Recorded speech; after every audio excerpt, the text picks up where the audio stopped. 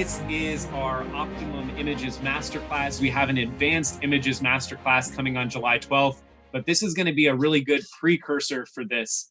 Now, for anyone who is thinking about joining the Masterclass on July 12th, you're going to see a totally different set of information. And so think about this as more of the essential framework. When we get to the workshop on July 12th, the Masterclass there, it's going to be about 4 hours long, just jam-packed with information. I think we have some information in here about it. If you are an Inner Circle already, you get to join that totally for free. If you are not an Inner Circle member, you might want to join before, just because there's going to be a lot more amazing masterclasses like this coming down the pipeline. But I think it's like $200 or something like that. Definitely going to be a really, really good value. Now, like I said earlier, I'm not going to spend too much time talking about Brandon. I think Brandon is the mastermind behind Seller Systems, right? He sells, on track to probably sell about $20 million or $30 million this year with his toy brand, among many other different types of products, and also created Data Dive with the team we have here, which if you aren't using Data Dive already for selling on Amazon, that is our software tool. It is super powerful. Now, I think I'm a little bit of a familiar face here in Seller Systems. Even before I was with Data Dive, before I was with Seller Systems, I know back in my days at PickFu, I know I've made a few appearances and always wanted to support these events and this community, because out of all of the communities, and I've worked with all of them, right? I'm not going to mention any by names, but Seller Systems is for sure the best. I'll tell you a little bit about my background. I won't spend too much time talking about this, but I think it relates pretty heavily into what I'm going to talk today, which is all about images and conversion optimization. So actually started my career back in 2016. I actually started selling on Amazon the same time that I started working for Amazon. I did an internship in loss prevention based out of Tampa, and I also worked in Houston, got to launch a few different fulfillment centers. My whole role at the fulfillment center was around physical security of the building, right? So I was in Houston during Hurricane Harvey. I got to deal with all sorts of internal theft, employee violence, active shooter situations, kind of the craziest stuff you can imagine inside the fulfillment centers. And, people always ask, like, what's the craziest story you've ever seen? And what I'll say is, back when I was an intern, I heard about this story based out of Newark, New Jersey, where, as you can imagine, things do get stolen from the fulfillment centers. And one crazy story that I heard was someone over a period of 2 years stole $250,000 in iPhones. And the crazy thing is, when you're leaving the fulfillment center, for any of the sellers who have ever gotten to take a tour of an FC, you know that on the way out, there's security, right? They're looking through your bags. But this guy was quite smart, and he actually created a lunchbox with hidden compartments in it. And every day he would put 1 or 2 iPhones in there, and over a 2-year period stole $250,000 of iPhones. So when I was an intern, I heard that story and I was like, this is nuts that we're hand scanning and we're searching through people's lunches. It also seems a little unsanitary and it was very slow. So when I was an intern in Tampa, I actually pitched a white paper to implement X-ray screening in the Amazon fulfillment centers. And so that white paper got approved. And so now, while I was an intern, that project rolled out to more than 80 fulfillment centers across North America. So if you're ever in an FC and on the way out, you go through some metal detectors, that was my white paper. Now, I started working at Amazon, but before I started my internship, a good friend of mine from college actually started to teach me how to sell on Amazon. And on the summer before I started my full-time job in Houston, he helped me launch my first product. It was a product in this travel category. And about that same time, I launched my product. I knew that before I started working a full-time job, I wanted to have a product that I was selling, have some extra income there. And I worked at Amazon for about a year before that same guy who taught me how to sell online was like, hey man, why don't you quit your job at Amazon, move out to the Philippines and help me scale this creative agency called Virtuous Graphics. And this was already kind of a risky move for me because I was a college dropout, right? I dropped out of college as soon as I landed a full-time job because I was like, all right, well, now I can tell my parents that I don't need to go to college anymore. I have a stable, solid job. And so this was a very risky decision to leave my job at Amazon, move across the world to go make $2,000 a month. but I knew if I didn't do it, I'd end up regretting it forever. So the next day I put in my 2 weeks notice, moved across the world, and then helped scale this creative agency called Virtuous Graphics. And this was one of the first creative agencies that was specifically for Amazon FBA, right? There were many other agencies that did graphic design. They would take photos, but it was more of, they were just photography agencies, just graphic design agencies. And so back then, this was back in about late 2017, early 2018, we had a team of about 7 or 8 people. And my whole job was to go and scale that company as big as possible. And so we added on, in addition to doing photography and graphic design, we added on a copywriting and video department. And we really worked hard to train our staff to understand how Amazon worked and understand what you needed on your product detail page to drive conversions, really to get that conversion rate up. So I helped grow that business for 2 years, and we scaled that team to more than 25 full-time creatives. We had a studio in Quezon City, Philippines, and then we moved to Makati. We had a full breakdown, full lifestyle backdrops for shooting in like a bathroom and a kitchen and a bedroom. We had a whole model network in Manila. So that was a really fantastic time. In the end of 2018, that agency was acquired by a small aggregator based out of Southeast Asia called Alpha Rock Capital. And so they bought that business as mainly as a strategic buy. They wanted a whole team of people that would be able to service the brands that they acquired. And so I stayed on with that company after exit for about 6 months, helping them transition out. And I made a little bit of money, but it wasn't like I made enough money that I would never have to work again. And so this was right before the big aggregator boom happened, where all of these aggregators, right? Alpha Rock Capital was a very small one. There was a whole bunch of aggregators at that time with a lot of money. And I could see that the trend of the e-com industry was not going anywhere. It was just going to keep growing and growing and growing and growing. And so I knew I didn't want to leave the industry. And so back when I was working at Virtuous Graphics, I had gotten to meet the founders of PickFu at Prosper Show in Vegas. And we actually did some collaborations with them back then. We were one of the first agencies to start implementing main image testing for our clients, where we wouldn't just make for them one main image. We would make for them a handful of main images, run them through PickFu, and then see which one performed, right? Trying to optimize for click-through rate. So I had a good relationship with Justin and John. I thought that PickFu was a fantastic company. But when I met Justin and John at Prosper Show in Vegas, I could tell that they were a little bit more introverted. They were a little bit more of engineering types. And so I approached them and I said, hey guys, give me a shot and I will make sure that everyone in the industry knows about PickFu because I think it's an amazing product. And so that's what I did for about another 2 years. And then once I had scaled that, basically, I think as big as it could get, or at least as big as I thought at that time, I was looking for something else that was new. And I think I get into this slide in a minute, but basically what happened is I didn't actually know very much about Data Dive at the time. I was doing some consulting work on the side and I had used it and some of my clients used it. But I actually approached Brandon first and foremost about Seller Systems, because back when I was at Virtuous Graphics, I actually bought the Seller Systems membership and I gave it to different members of our team so that they could go through the training and learn more of the fundamentals on Amazon. And so I actually initially approached Brandon and said, hey, I think Seller Systems has the best content. It has the best information, but the way that it's packaged, right, the way that it looks, I think we could really make it a lot better. I think we can make it a lot more engaging. And so Brandon gave me a shot on coming on the team. And for the first year, really spent a lot of time working with our software tool called Data Dive. For those of you that have used it, you know it's a pretty complicated piece of software. So there is a pretty substantial learning curve. And so right now I split my time between both of those.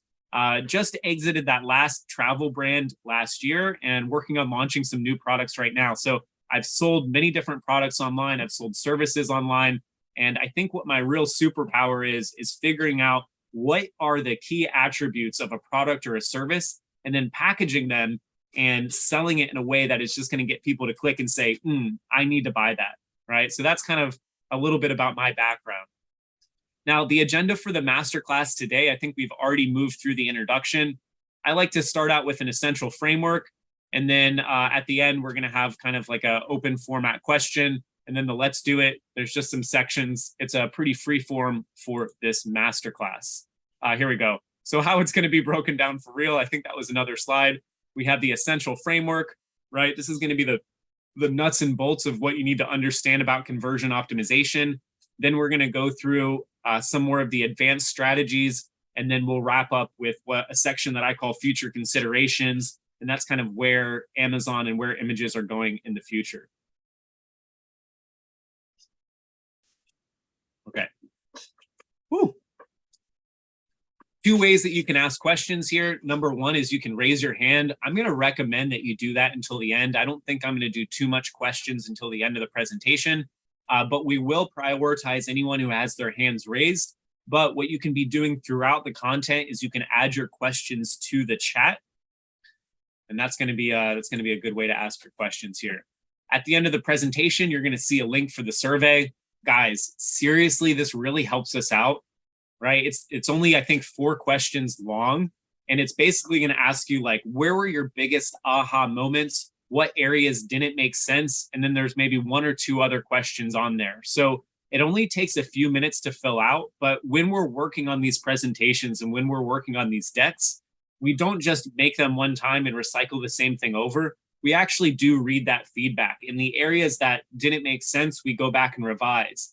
The areas that are the key takeaways where you had your aha moments, we try to go and find more like that, right? Because year after year, this content is just going to get better and better. On top of that, if just filling these surveys out as a personal favor to me isn't enough, we are every month giving away big prizes to randomly selected participants. And so what I'll say is typically very few people fill out these surveys, right? So if you fill this out, I think the odds of you winning are quite good. So take a minute here. At the end of the presentation, you'll see a link, you'll see a QR code. Please, please, please fill that out. It really helps us, and we really do read those. Now, like I said, this is the Optimum Images class. This is kind of the free version. On July 12th at 6 p.m. Eastern, this is going to be our full visual optimization masterclass. So this is totally free if you're an Inner Circle member. I think it's $199 if you're not an Inner Circle. And this is going to be probably the most helpful masterclass that you're going to go through this year. And so this information that you're going to see today, what you're going to see on July 12th is going to be totally different. We're going to have ready to go templates, right? Today, I'm going to talk a lot about secondary images, and I'm going to show you a matrix, which has all the different secondary image types. We're actually going to give you a much deeper level of that has templates that you can hand off to your designer, hand off to your graphic designer or your creative agency to say, hey, follow these templates and you're going to have highly converting secondary images, right? A really good starting point. I'm going to be walking through my whole strategy and the strategy I taught to the team members at our agency. And I would do when I was doing creative trainings at PickFu, I call high volume variations, right? So this is all about creating different versions of things that you can test, right? To optimize your performance over time. I'm going to go much deeper in terms of different testing and scoring techniques, right? Everyone's always asking me, hey, Anthony, is my image gallery good, right? How can I tell if my image gallery is going to perform strong? I'm going to walk you through a few different scoring techniques that you can use. We're going to be going in depth on video and A+ content. These are a little bit more work than photos, but can sometimes be the higher ROI drivers when it comes to increasing your conversion rate. I'm going to walk through some of the advanced AI applications in design. Today, you're going to get a very high level overview on how AI can help you in your brand. And then we're going to talk about enhancing brand perception. So this is going to be everything from logos, packaging, product inserts, right? The whole look and feel of your brand. We're going to walk through that. And then I'm also going to explain to you, based on where you are in the selling process, understand the content creation lifecycle. So the types of images, the types of content that you should be creating, the budgets that you should be spending are going to be very different if you're just launching versus if you have a product that's doing $10,000 a month versus $100,000 a month versus $1 million a month, right? And so I'm going to walk you through the strategies and how you can kind of adapt as your brand scales, right? How to make a content and a creative strategy that's going to scale with your brand. Most of the time, what I see is that sellers, they might be selling $1 million+ a year, right? But they're using the exact same images. They're using the exact same creative strategy that they used when they launched the brand 3 to 5 years ago. right? So I'm going to walk you through how to do all of that. Mark your calendars, July 12th. I'm sure there's going to be a link here, or maybe Marlene or Dina can drop the link on where they can register for that. Again, totally free for Inner Circle members. Let's jump into the advanced framework. So I think I already talked about this a little bit, but initially when I approached, Brandon, I said, hey, look, you guys have the best coaching community. I want to be a part of this. I want to help build out your content. One of the really cool things that happened, and this is just, the more you learn, the more it's going to help you be successful as a seller. And so before, my background, even on the brands that I sold, I only handled one part of it, right? And that was really related to content and conversion optimization. Anything related to PPC, SEO, that kind of stuff, I didn't really handle very much of that. My business partner did, or I would outsource different tasks. But when I came over and joined Data Dive, I already understood the content side. But over the past year and a half, I've really now started to understand much more about how SEO works, about how PPC works. And I think the really important part about this is, in order to be a successful seller, not just selling, a few $1,000s a month, but getting up to the level of Brandon and larger, you really have to understand that Amazon is, at the end of the day, a very complicated math equation, right? And the way that I like to explain it is, you have all of these different levers that you can pull.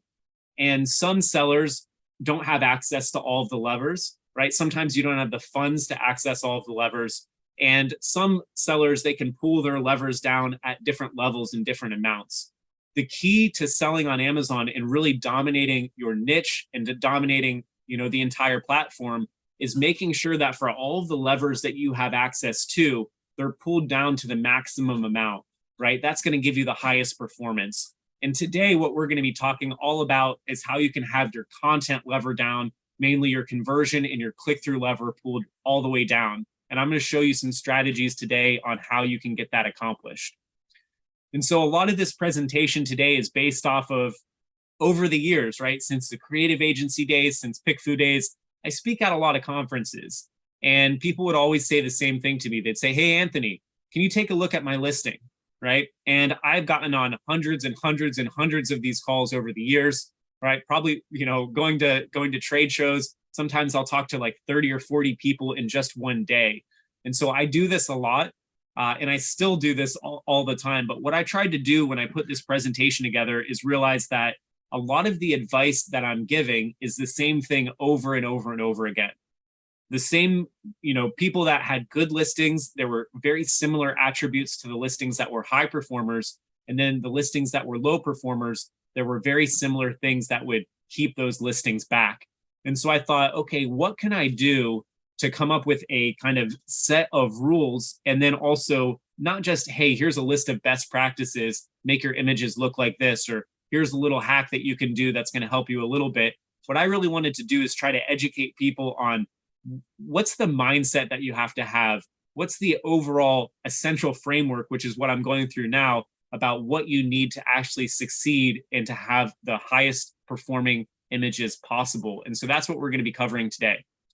Now, in terms of the essential framework, this is what you really have to understand of when you're selling on Amazon and someone is looking at your product, right? I call this hacking the brain. Every minute that someone's eyeballs are open and they're looking at your listing, whether it's on their phone, whether it's on a computer, you have to understand that the human brain is a giant graphics processor, right? They're looking at the information on your screen, and then faster than they even can realize that it's happening, their brain is processing the visual information, and that is what is ultimately going to lead them to decisions, right? So the same way your computer, right? I have my camera plugged into my laptop right now, right? The same way this is plugged in and it's transferring that information directly to the computer's putting it up on the screen. Every second that someone's eyeballs are open, you are transmitting information into their brain, and their brain is using that to make decisions. And so I cannot stress this enough, right? This is a direct opportunity to communicate with the brain and to influence it to make decisions. So you'll see up on the screen here, right? And this is not an exaggeration. The human brain is a giant graphics processor. Same way this camera is working into the computer right now is exactly how your brain works.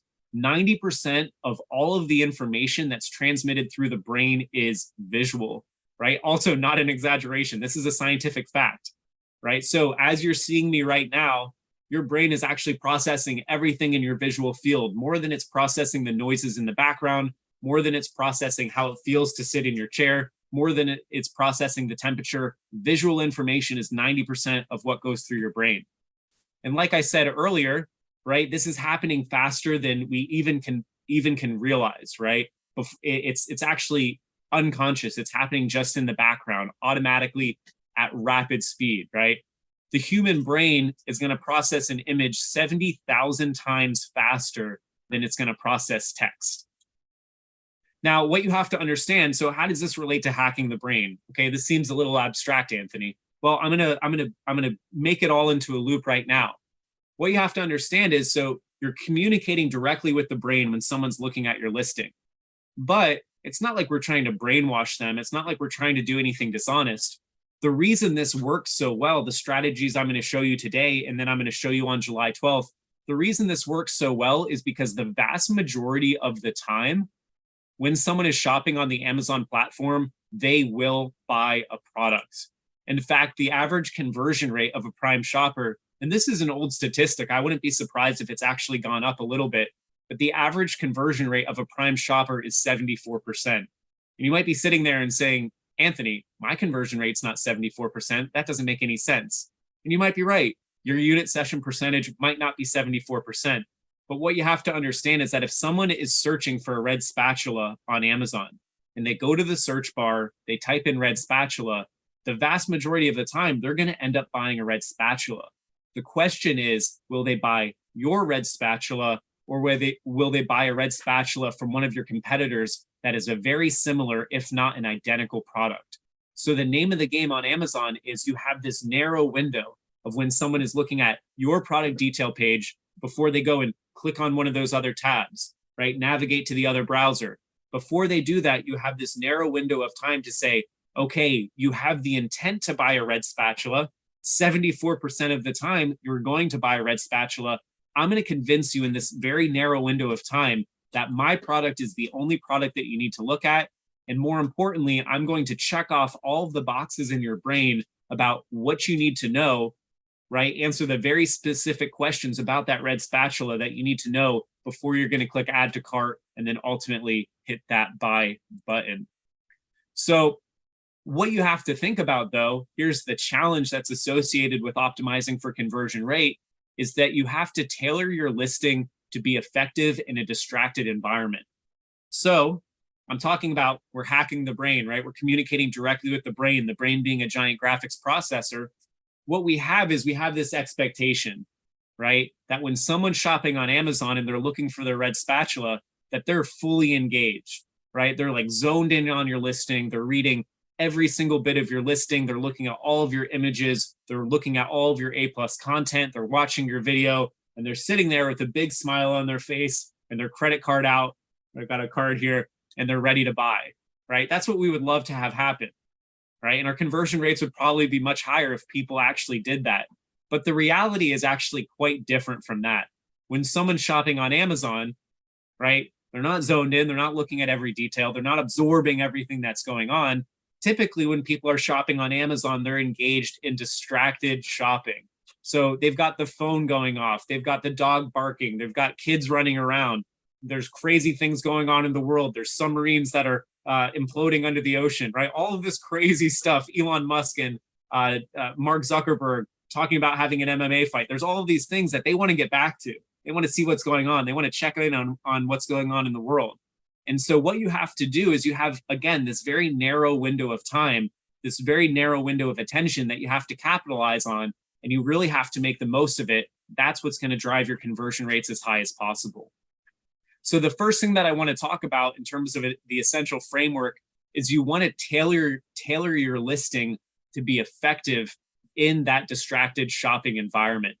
So if we're talking about the image gallery, your first image is the main image, right? And so when I'm thinking about the main image, I am never looking at this as a conversion tool, right? The main image, and we're going to give some best practices for this later, but the main image is not a conversion tool. The purpose of the main image is click-through rate. It's having someone see your product from the search results and say, ooh, this looks interesting. This looks what I'm looking for. And you want them to click in. So from a conversion tool, we don't really get to focus on the main image, right? I guess the other thing that I'm going to say here is, let's say you have 6 images in the image gallery, right? The main image is out, right? That's not a conversion tool. Imagine if out of the remaining 5 images in your gallery, if let's say 3 of them are good and they do a good job of convincing someone, okay, this is what I'm looking for. This answers a relevant question. This tells me something about the product. If only 3 out of the additional 5 images in the gallery are accomplishing this task, then I haven't really done a very good job of capitalizing on that very narrow window of attention that I was talking about when someone is shopping in that distracted shopping environment, right?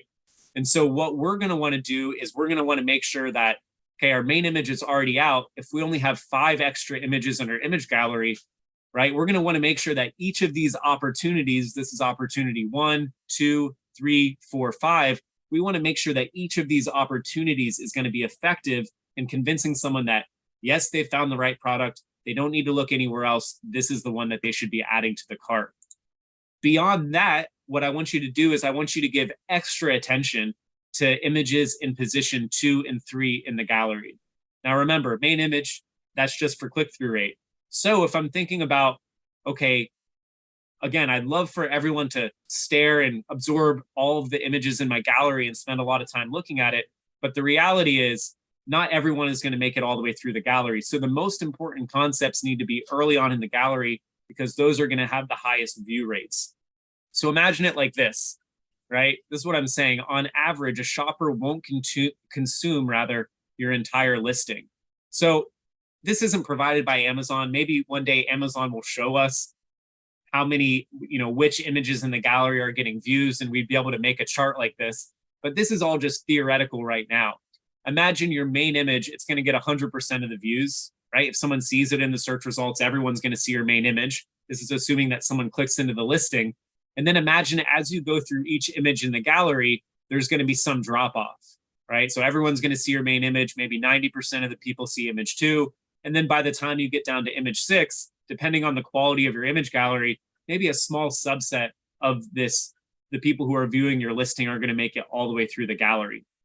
The whole point of your image gallery, what I'm going to really push you to do is try to push this curve over, right? So you just want to push this over and push this over. And if you can create a really good looking image gallery, but also a very quick and easy, right? Very fast to understand, fast to look at image gallery, you're going to bump this curve over and over. You're going to want people to not just look at image 2, right? Not just look at image 3, but you're going to want the majority of people to get all the way through your image gallery.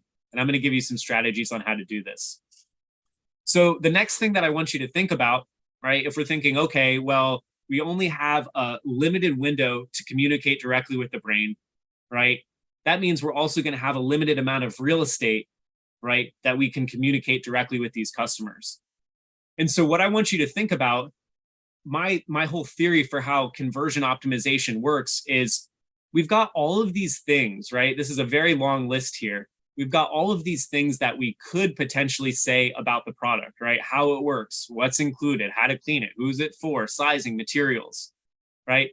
Then there's a million things we could say about the product, but there's going to be probably a smaller list. There's things that you care about as a seller, but then there's probably a smaller list of what does the shopper actually need to know, right? So before they buy that red spatula, right, this customer, they have the intent to buy a red spatula. They will buy a red spatula, but what do they need to know before they actually click add to cart? Well, is it actually red? Is it dishwasher safe? What kind of temperatures can it resist? How durable is it? What's the handle like? Does it have something that you can hold it with, right? There's going to be a smaller list of things that the shopper really needs to know before they buy the product. But then we have an even smaller list, and that is what is actually shown on the listing, right? We're working with limited real estate here. So this is going to be your smallest list here. And so what we're going to have to do is we're going to have to try to get the best combination of what the shopper needs to know and what is shown on the listing. And I think I show this in a couple of slides here, but just kind of think of this as like 2 circles. We've got what the shopper needs to know, what's shown on the listing. Where you're going to get the highest unit session percentage where you're going to get the highest conversion rate is when these two circles overlap, when they have the biggest overlap. And then beyond that, right, what's going to drive conversion rates is not only if these circles overlap, right, because maybe I could make images that are very, very complicated, right? I could make images that are very, very complicated and the circles overlap. But remember, these people don't have an unlimited attention span when it comes to looking at your listing. So it's not just enough to have these circles overlap. We're going to have to make their brains, right, their ability to digest and understand what's going on in your images. We're going to have to make that happen as fast as possible. And we'll jump into some strategies for how to do that. I think I'm going to skip through these. Okay. I should change to my view where it shows me my next slide. That'll be a little bit easier. Okay. So let's see what happens. All right. So I think we're still in Essential Framework, but we'll keep rolling here. I think I might be a little bit out of order. But I guess what I want to say too is, so that I guess the section that I'm about to get in next is, this was earlier last year. I put together this presentation, or this part of the presentation, and I've built on it since then. But basically what I want to say is that this presentation, it's based on a detailed analysis of more than 500 plus top selling Amazon accounts. And so just like I was saying earlier that, okay, I get all of these people that are asking, hey, Anthony, can you take a look at my listing? And I wanted to create best practices and kind of essential frameworks for this. What I wanted to do is not just go based on the, these calls that I had. I actually had a VA go through and look at 500 top selling Amazon accounts. And what I found is that same way that I learned this, you can train yourself on how to get better and better at conversion optimization. So if you look at mini galleries at scale, right, what you can start to do is you can start to group images together in terms of into meaningful clusters by order and by type. And so I'm going to explain some of the results that I found from pulling all this information. And I actually had a VA go through, download all of the images from more than 500 of these accounts and put these into groups, right? Groups of, groups and types of images. So let's jump here. And so basically what I wanted to see is what trends exist in the order and the types of images that we found on Amazon. So this is talking a little bit about main images, right? I'm going to skip through this right now. I'm pretty sure we'll show this later, or else I'll come back. But this is what I actually want to talk about. So when I did this research, what I found is that out of these 500 top selling Amazon accounts, more than 75% of the images and all of the images in total fell into one of these 15 groups, right? You have main images, product anatomy, which is basically showing where different parts of the product are, what do they do, metric graphic, which is showing a number to show a tangible benefit of the product, how-to graphic, which is explaining how the product works, applications graphics, which are very effective, and they're going to show who is this for. So I have like a tripod that's holding this camera right now. So like an applications graphic could be saying that, hey, this holds a DSLR, this holds a smartphone, right? Different use case applications so that when someone sees it, they're like, ooh, this power bank is for me. Ooh, this red spatula is for me, right? Because it matches, with my interiors, whatever it might be. A single feature graphic is very similar to a multi-feature graphic. The only difference is this is a very simple graphic, very effective because, again, we want to try to see what the brain, we want to try to make sure that the brain can digest the image as quickly as possible. And so the single feature graphic is just going to focus on one point at a time, whereas a multi-feature graphic is going to try to cover the benefits of multiple features at a time. We have a testimonial graphic, or it's kind of just basically saying some benefits, but it's stated as it's from the viewpoint of a customer. Just going to mute you there, Tom. Let's see. Oh, I don't know if I can do that. Yeah, but maybe Tom, if you could just mute yourself. I think we're getting a little bit of coughing in the background. We've got user-generated content, which is pretty self-explanatory. We've got a safety and technical specifications. We've got a sizing graphic, very common, inclusions, a competitor comparison, which is where you're comparing yourself directly one-on-one with another competitor. We've got a seasonal graphics, and then we've got lifestyle images. And just like with the main image matrix, I guess I will go back just for 1 second. there's obviously overlap, and there's combinations of different versions of these, and there's additional types of images that are not listed in this gallery. The whole point, though, is that when I was doing this analysis, what I'm really trying to encourage people to do is to start to go through and categorize and start to use this language when you're talking about your own gallery. For a lot of people, and myself included, I am not a creative by trade, right? I do not know how to use Adobe Illustrator or Photoshop. I cannot shoot a camera off of manual mode. That is the honest to God truth. But if you see this stuff over and over again, right? If you train your brain to look at this stuff, it's just going to develop your pattern recognition. And so if you just look at all of your images or in your gallery, or you look at all of the images in your niche, it's just going to blur together and be like, okay, these are just other images, right? It's not going to be meaningful. But if you can start to practice saying, this is how I describe this image, this is the type of image that I'm going to call this, now you and your team and the agencies that you work with, you're not just going to have a starting point of saying, okay, we're going from nothing to an image. We're going to say, all right, we know that for our product, right? What does the customer need to know about the product? What's shown in the listing? We can start to very quickly look at it, a niche, and say, well, I know for sure we're going to need a product anatomy graphic. I know for sure we're going to need applications graphic. I know for sure we're going to need a few single feature or multi-feature graphics. And so now you're not just starting from nothing. You have a starting point. You have a way that you're starting to communicate with these concepts. And so the analysis that I'm about to show you, this is also something that you can start doing. This is something that I still do on a regular basis. It's called speed scanning, right? And so what you're going to do with speed scanning is imagine you have all of the images in your niche. And when I'm talking about a niche, I'm talking about you're selling one product, but you're part of a group of sellers all selling something very similar. And so what I'm going to encourage you to do is go and download all of the images for all of the galleries into your niche, place them into a folder, and then you're just going to start clicking through, right? You're going to start clicking through the images and you're going to say, all right, click, click, click, click, click. And then you're going to say, ooh, that's an interesting concept, right? And you're going to say, click, click, click, click, click, click, click. Ooh, that's an interesting concept.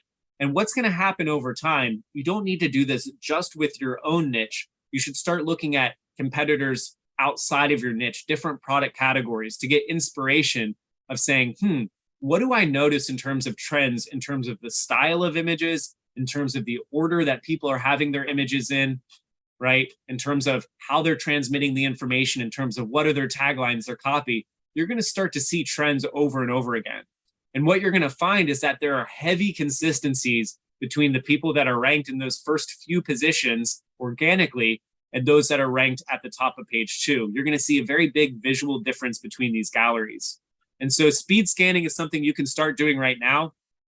It's not even this manual anymore, because now you can just do this inside a data dive. You can do this inside a deep dive where you can see, I think for more than 30 competitors at a time now, you can see all of the image galleries all in one spot. So you don't even really need to do this, but I recommend trying to spend about 30 minutes a month, right? Creativity, as much as we talk about it like it is magic, creativity really is not magic.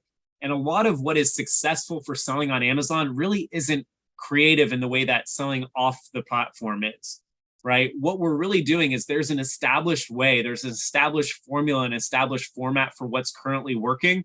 And a lot of the times, if you can just replicate that, but have this be done in a way that's more visually impressive, and then more importantly than that, communicates with the brain in a more efficient and a faster manner, then you can oftentimes get a higher conversion rate. And so again, I recommend spending about 30 minutes a month looking through the images in the gallery. Start with your immediate niche and then pick some other niches outside of the products you're selling. And you can either do this manually or you can just do it in your head. Start to organize the images start to organize the images by order. So be like, okay, I'm going to look at these 15, 20, 30 competitors in this niche. And I'm going to see, okay, what does everyone have in position 2 and 3? And see if there's a type of image that you're seeing over and over and over again, right? Then also go through and either manually write this down or do this in your head. I recommend writing it down because it's going to stick a little bit more. Add tags and start to categorize these images by type. So again, if I'm looking for all of the 15 images in the gallery, I'm going to start to say, all right, and you can use my secondary image matrix that was a few slides back. You can say, okay, this is a how-to graphic. This is a product anatomy graphic. This is a product inclusions graphic. Wow, here's an image that's nowhere in Anthony's matrix, right? And you're going to come up with your own name for this. And then you're going to start using that name over and over again. So when I'm doing this, this is a breakdown of when I'm doing this myself. Right now, it's a little bit of a manual process, but imagine I have a garlic press here, and then I've got 10 listings in my niche. And then image 1 is going to be main image, obviously. So this is pulled from the main image matrix, right? I think everyone has probably seen this before, but if you have the product just on a white background versus the product with the inclusions, right? I've got products, with the product in the packaging, I've got the person in it, a person with packaging, right? That's where all of this is pulled from. So when I'm going through and categorizing, right, image number 1 are going to be all the different types of main images I have for the niche. Image number 2 is going to be pulled from that secondary image matrix. So if I start to do this, I don't recommend anyone launch a garlic press, highly competitive, and I can show you the numbers to support it inside a data dive. But if I was going to launch a garlic press, if I wanted to at least match the performance of the people in this niche, I can already look image position 2 and 3, and I can say, okay, if I'm selling a garlic press, I'm probably going to want to have an image position 2 or 3. I'm probably going to want to have a how-to graphic, or I'm probably going to want to have a product anatomy graphic, right? I'm going to show how to, right? Like, how does this work? What does a garlic press actually do? And then 2, what are the different anatomy, right? What are the different parts of this garlic press? Like, here's the ergonomic handle. Here's the large chamber that can accommodate multiple garlic cloves, right? Here's the high-grade stainless steel. And you're going to see over and over and over and over again that people are doing the exact same thing. Now, the reason that it would be very difficult to come and compete, even if I follow a very good format and I can look at all the data for this, it's going to be very difficult to create images that are more visually impressive and are more effective in terms of simplicity and speed in which they communicate with the brain, because every seller in this niche, all 10, I can actually go 20 or 30 deep, and I'm going to see people doing this very, very well. With that being said, if you're looking at your niche and you're like, okay, I see like number 1 seller here, they've got a really good image gallery. Maybe number 2, they have a few good images in their gallery, but mostly everyone else is bad. That's going to be a key opportunity for you to come in and say, what can I do, right, in terms of the structure of my image gallery, and then how can I make those more visually impressive and more effective in terms of how quickly they communicate with the brain. So for your own niche, at minimum, I would recommend just replicating this. This is going to take you probably like 30 minutes max to go and set up. And then you're going to be able to very easily see a distribution of what's the frequency in terms of types of images. And then you're going to be able to take some takeaways there about what is working for the highest performing competitors. If we have some time at the end, I can show you kind of practically how you could do this quickly in Data Dive. It doesn't let you do the labeling yet, but you can see all of the image galleries at once. So just imagine if you have the sellers ranked by their search volume percentage or the units sold, I can just switch back and forth between the tabs and very, very quickly fill out an Excel sheet. So I think we're still in Essential Framework. Yeah, because the advanced is all going to be about best practices and things like that. So the next thing that I want to walk you through is a scoring system that I've created to audit images for performance. And so what this is all based on is, again, this is all based on the 500, the analysis of 500 plus Amazon accounts, where I had the VA go download all the images. And I was trying to see, okay, for the low performers, right, what seemed to be the common issues, the common errors. And so what's a scoring system that I could teach people so that rather than me having to get on a call with everyone, how could people actually start to apply the scoring system and figure if they have a image or images in their gallery that are likely to convert and likely to be effective. And so the scoring system consists of 3 points, right? 3 questions here, and you can give half a point for each of these as well. So a total of 3 points, but you can do half a point. Each of these is worth 1 point, obviously, right? You just got to answer these 3 questions. And these 3 questions are in order of importance, right? So the most important one is at the top. The least important one is at the bottom. And so question number 1, right? You're going to ask this about every image in your gallery and you're going to assign it a score. Question number 1 is, do I understand the purpose of the image? right? Question number two is, are all of the concepts within this image related and cohesive? And then number three, is the image visually impressive? Now, this might be a little bit different, right? This might challenge the thoughts of a lot of people, because a lot of people, what they legitimately believe about what is going to drive conversion rates on Amazon is, does my image gallery look good? And the answer is, like, that is the least important thing, right? When I was talking, and this is why I spent so much time really beating this horse to death about the brain being a giant graphics processor and people shopping in this distracted environment, right? Is because the number one priority of your images is to not only line up the circles of, like, this is what the customer needs to know, this is the content of the image, right? That's step one, right? We want those things to overlap, right? So here's one concept. I'm going to show one concept in the image. We got that to overlap. But the more important thing is, how quickly is the brain going to understand and digest, okay, this is what I'm trying to tell them. This is what the customer needs to know. It's like the speed of comprehension. The faster that's going to happen, the more effective the image is going to be. And the reason that you can tell that this works is, who here has been selling in a category where you have some, let's say you've got some Chinese sellers that are selling against you, and their image gallery looks like garbage, right? You're looking at their images and you're like, these don't even look good, right? But they're performing super, super well.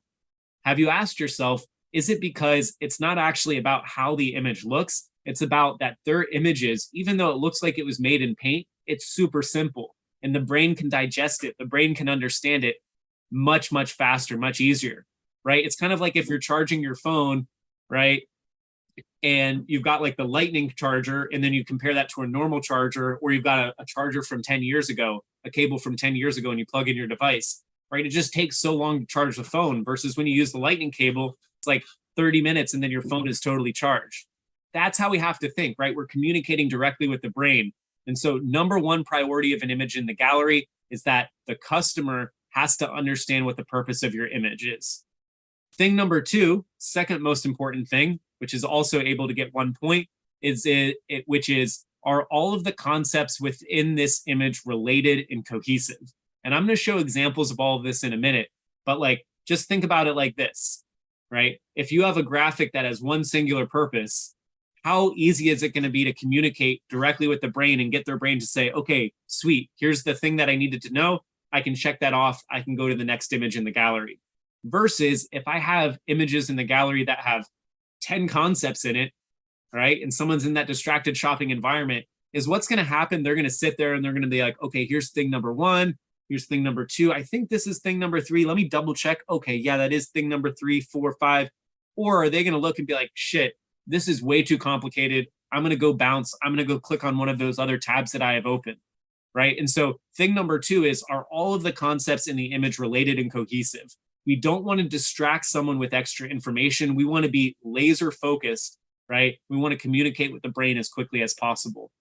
And then third, the least important thing, but if you can do all three of these at once and get 3 out of 3, that's really where you're going to drive conversion rates. Is this image visually impressive, right? We do want to have good looking images. I don't want to make it seem like that's not important.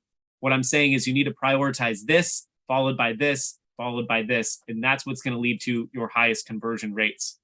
So let's see an example of this scoring system in action. And so what you're going to notice, just like I was saying before, right? Inside of a niche, you're going to see the same type of image. We had that secondary image gallery. You're going to see the same type of image over and over and over and over again. In this case, all three of these images have the exact same purpose, right? So remember, what does the customer need to know about the product? Before they buy this travel neck pillow, they want to know, okay, me personally, if I'm buying a pillow, I sleep on my side, right? I sleep on the other side. I sleep to the front, right? So this is all about head position, and does it give you 360-degree support all around your neck, right, for this neck pillow. And so all three of these graphics are trying to accomplish the exact same thing, but they have 3 different levels of effectiveness, right? And it all comes down to that scoring system. So if I'm looking at image number 1, this is going to get 1 point, right? Because for sure, when I'm looking at this image, do I understand the purpose of this image? Well, sure, yeah, I can look at this and I can see, okay, 360-degree support, right? But when we're asking ourselves, what about question number 2, right? So I'd get 1 point for do I understand the purpose of the image? But question number 2, are all of the concepts within this image related and cohesive, right? And so we got 360-degree support, but then if you can zoom in, and this is like even a little bit hard to view on mobile, it's showing me not just about 360-degree support, not just that this is going to support my neck in any position. It's also talking about the density of the foam, right?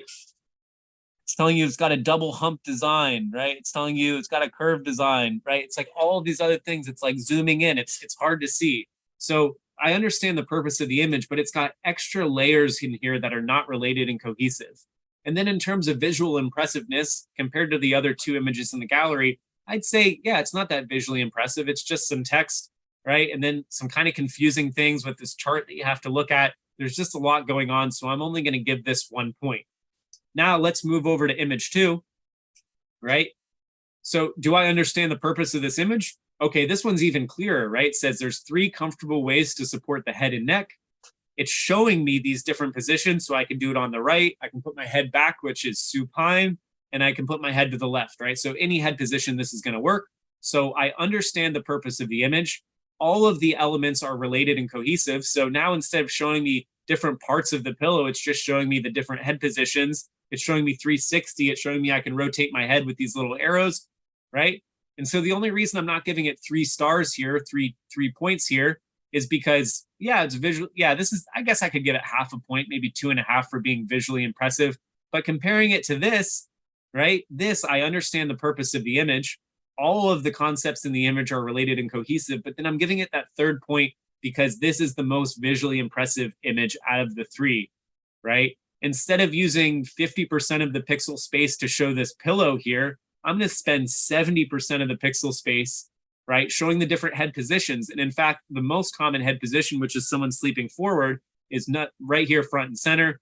Then I've got the side, and then I've got a combination of the 2, which is front to side, right? So I'm going to give this one 3 points because I understand the purpose of the image. All of the items in the image, all the concepts in the image are related and cohesive. And then this is definitely a visually impressive image. So I'd give this one 3 points out of 3. I hope that makes sense. I can answer more questions about that if we have that a little bit later. So there's one of the tests that you can do. The next thing that I'm going to show you, again, this is all still in a central framework. I think we're doing okay on time. We've been running for 1 hour. So I think we're doing okay. So the next thing you can do in addition to image scoring, I recommend go through all of the images in your gallery. If anyone here came to Camp Ecom, you'll know that we did this exercise live, right? This image scoring, we gave people a bunch of images, they were scoring. And then what you do after scoring the images is you don't just stop there and say, okay, wow, there's 3 out of the 6 images in my gallery I gave 1 point to, or 1.5 points to. You don't just say, okay, wow, nice, I've got the score. What do you do after that, right? What's the actionable step? Is now you go and try to see, okay, well, can I go back and try to create an image gallery where every single one of those images, every single one of those opportunities, right, is going to get 3 out of 3 points. So the next thing that you can do, and this is all about speed of comprehension, right? If someone looks at the image in the gallery, if I look at this, how quickly can I look at this and my brain is going to understand what that purpose of the image is, right? So if this is one of those things on the list that the customer needs to know before they buy the product, how quickly is their brain going to say, okay, I'm a side, I sleep on my side on a plane. That's the purpose that I'm getting this for. How quickly can they look at this and say, okay, this pillow is going to accomplish that. Let me go on and see if I can check the next box. Let me go on and see if I can check the next box. So how the 5-second rule works, or the 5-second test works, is what you're going to do is you're going to show your image to someone who has no prior knowledge of the product, right? This can be someone on your internal team. Most likely everyone on your internal team is going to know about this. I recommend doing this with family, or you can use a polling service like PickFu. Show your image to someone who has no prior knowledge of the product. Allow them to inspect the image for only 5 seconds. And that's serious, right? You're actually going to count this out. 1, 2, 3, 4, 5, right? Then you're going to take the image away and you're going to say, what was the point of that image? And if what that person tells you is very different from what you thought the purpose of that image should be, you're going to have problems on Amazon. right? You're going to have problems with someone who's shopping in that distracted environment. And it seems like that, I don't know if it seems like a short or a long time, but what you're going to find is that that is a very, very narrow time frame for someone to, their brain to digest what's going on. And so the point is, if someone, they can't understand the image in 5 seconds, most likely someone's not going to be able to understand it on the Amazon platform. And like I was showing earlier, right? If only 2 out of the 6 images in your gallery can pass the 5-second test, that means you only have 2, where all of your competitors potentially have 6 or more images in their gallery to check off those boxes in the customer's brain and to do it as fast as possible. Ideally, what we want to have is we want to have a speed of comprehension that is as high as possible.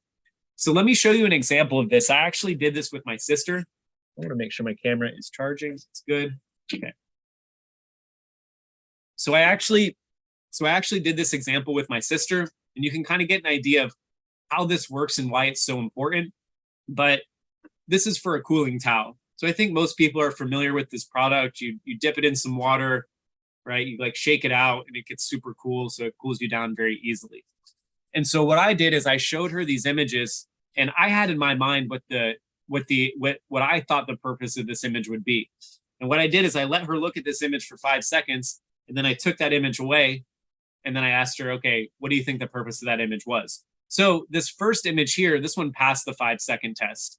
And so what I put down, what I thought was the stated goal of this image is that this cooling towel works because it's made with advanced materials, right? It's like, you know, all these different things, that it's light and slim, it's got a soft texture, right?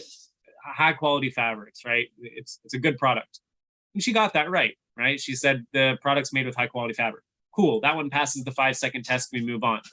But look at this one here. The original thought with what this image is supposed to accomplish is that there are many applications for how to use this towel, right? You can use it when you're hiking, right? You can use it when you're sick. You can use it when you're working out at the gym. You can use it for, like, if you have inflammation in your body and you want to like get, you know, make your kind of like putting an ice pack on. Summer cooling, right, is on here. So it's like this is an applications graphic, right? Many more applications for how to use this towel. What she got from this, and again, this might seem kind of silly if this was my product. We're sellers, right? So we know our product inside out. We know our images, and sometimes we have a big bias when it comes to the effectiveness of our own images. What she got from this image is that you can use this product outdoors.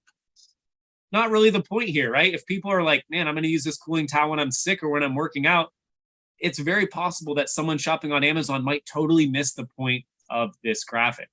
This one here worked at the end. There are multiple ways to wear the towel. This is super clear here. You can see the person wearing it. You can see all the different head positions. So again, what I really want you to think about with the 5-second test is, like, if this doesn't line up, if it doesn't match, right, you're going to have issues. So what you want to do is you want to check for comprehension and optimize accordingly, right? You're going to audit your images by using the 5-second rule. So again, if in your gallery, if image number 1 and image number 3, if they don't pass the 5-second test, most likely people on Amazon, their brain is not going to register what's going on. It's not going to be effective, and it's not going to drive conversions. What we want to have is we want to have all of these boxes be checked, right? That is the big end goal. And so one of the things you can do in a team setting, if you work at a co-work or if you've got people on your team, is try to recruit like 5 to 10 non-creative members of your team, ideally people who haven't seen the images. Likely people are going to already have some idea of the product if they're working on the products. But if you're working on new creative concepts, get like 5 to 10 people, non-creative members of your team. You're going to kind of explain the premise of what they're about to see, explain that they're about to see, this is going to be a kind of a test. They're going to see blank slides. They're going to be numbered. And then you're going to have like a Google form ready.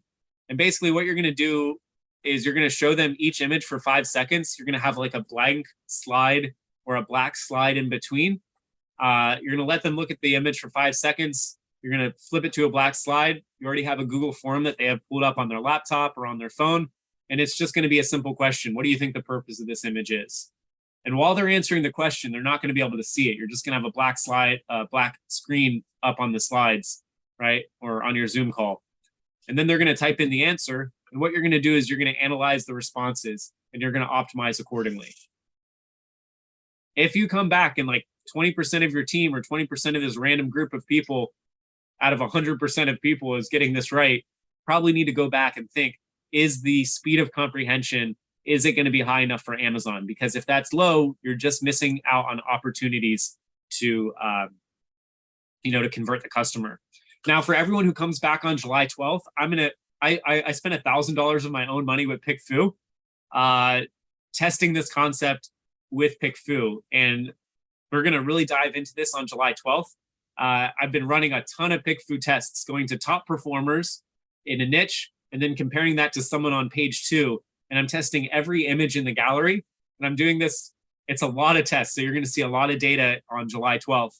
But basically what it does is, like, I'm trying to figure out a way that we can get a comprehension score without having to, like, go and ask your family or friends, or without having to use your internal team because they might be a little bit biased or have knowledge of the product. But basically how it works is, I'm just going on to PickFu, I'm uploading an image, and I'm saying, what do you think the purpose of this image is? It's a little bit more complicated than that. I have some additional context in there in the question. But what I'm doing is I'm trying to get a comprehension score. And it's just what percentage of people polled get your intended purpose matches what a group of people who have no knowledge of the product, what they think the intended purpose of the image is. And what you're going to find, I've showed little bits and pieces of this in other presentations in the past couple of weeks I've been on the road. What you're going to find is that there's a lot of images that people just get totally wrong. And again, you're going to find too, there's a high correlation between the highest performers, people who have the highest conversion rates, and then, like magic, they have a very high percentage comprehension score. And the people that are not doing well, the people that are like, page 2, bottom of page 2, you're going to see that generally they have a very low comprehension score. So you definitely want to join on July 12th, and you're going to see a little bit more about this. So I think this is where we would go through and do practically. We'd go through and we'd test some of this, but this is, so this is more for like an interactive portion, but we're not going to do that because I don't have the worksheets, and it's already 7:12. So what we're going to do, we're about to get into the best practices. So we have 2 more sections left. We have best practices, and we have future considerations. Future considerations is where we're going to get all into AI. So we're going to take we're not going to do a 15-minute break. We're going to take a 3-minute break. So at 7:15, we're going to be back on this call, and then we're going to jump into it because I want to keep rolling. I want to have plenty of time for Q&A. So I'm going to shut off my camera. If you need to go to the bathroom, if you need to get a water or coffee, come back in 3 minutes, and we're going to jump back into this. I'll see everyone in 3 minutes. All right. We're going to keep rolling here. I guess what I'll say before we get into this next section is, if you're in Inner Circle, you might have seen some of this before. If you're new, welcome. When I would go to conferences, and I go to a lot of conferences with my own brands, with brands that I'm working on, with ones that I'm consulting for, I find that I get really good information, right? A lot of people tell me after my talks that it's an overload of information. So what I recommend is just try to do one thing. Actually commit to yourself. Write down, tomorrow I'm going to go and score all the images in my gallery, right? Next week, I'm going to go and categorize all the images by type in my niche, and I'm going to see what are the highest performers doing, right? Then week 3, I'm going to do one thing. I'm going to go and look at an image gallery outside of my current category that I'm selling in. My video on? Yeah, it's on. I'm going to look at a group of images in a gallery that's outside of what I'm selling, right? Commit to yourself that you're going to do one thing, because I talk to people year after year, and they see my presentations, they see my talks, and they're like, wow, that was really great. That was really fantastic information. And then I go and talk to them, and they have the same image gallery, the exact same strategy that they've been using year after year after year after year. So what you really have to do if you want to start to be effective is you have to start don't try to implement all of this tomorrow. Try to implement one thing that you get out of this presentation and do that in week 1. Then pick another thing, right? Something in your notes, and try to do that in week 2. And just take these little steps over time. Schedule at the end of the month that you're going to do 30 minutes of speed scanning, of going through images and say, yes. Ooh, there's an interesting concept. Save that image, put it into a Google Drive. So you have these inspiration images that are outside of your gallery that you can start to go and apply and use in your own gallery, right? When we're thinking about those, all of those different secondary image types, go and start to build a folder of, here's some really good examples of inclusions graphics. Here's really good examples of main image graphics. right? Start to build that out. Okay. So that's what I'll say. Make sure that you actually are taking action. Don't just be sitting here. Don't just be listening. Don't let your AI go and take the notes for you. You actually have to go in and do the work. The sellers that win in the end are the ones that are taking consistent action day in and day out. It's just those marginal gains. The marginal gains stack up, and those are the people that end up dominating their categories. So with that being said, now let's jump into best practices. Got to click here.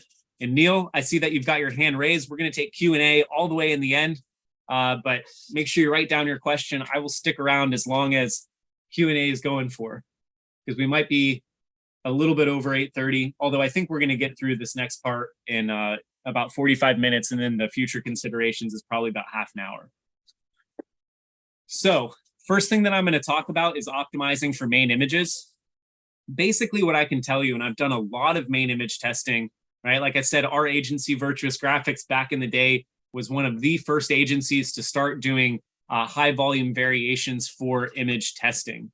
And so what I will tell you is when it comes to main images, I never have any idea what's going to work, what's going to give me the highest click-through rate, right? That's just the honest truth.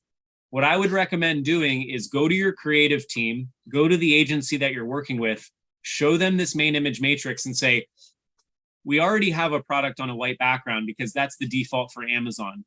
But now what I want you to do is I want you to go and start to create variants of the main image that are somewhere along this main image matrix. One that's showing the product on a white background, one that's showing the product and then some additional parts, one that's showing the packaging and then all of the things that are included, right? One that's showing it with models if you can, right? Not every product needs a model or needs to have a model, should show a model, right? So something along this main image matrix is what's going to work for you. Now, what a lot of people say is they look at this main image matrix and they say, Anthony, right? I can't do this for my main image. This isn't the product on a white background. And what you're going to find and what it's hard to see your future when you're starting at your past. Tony Evans in the waiting room. I like that. Okay. Yeah, that's good. Oh, no, this is someone's name. I don't know. I'm going to admit them.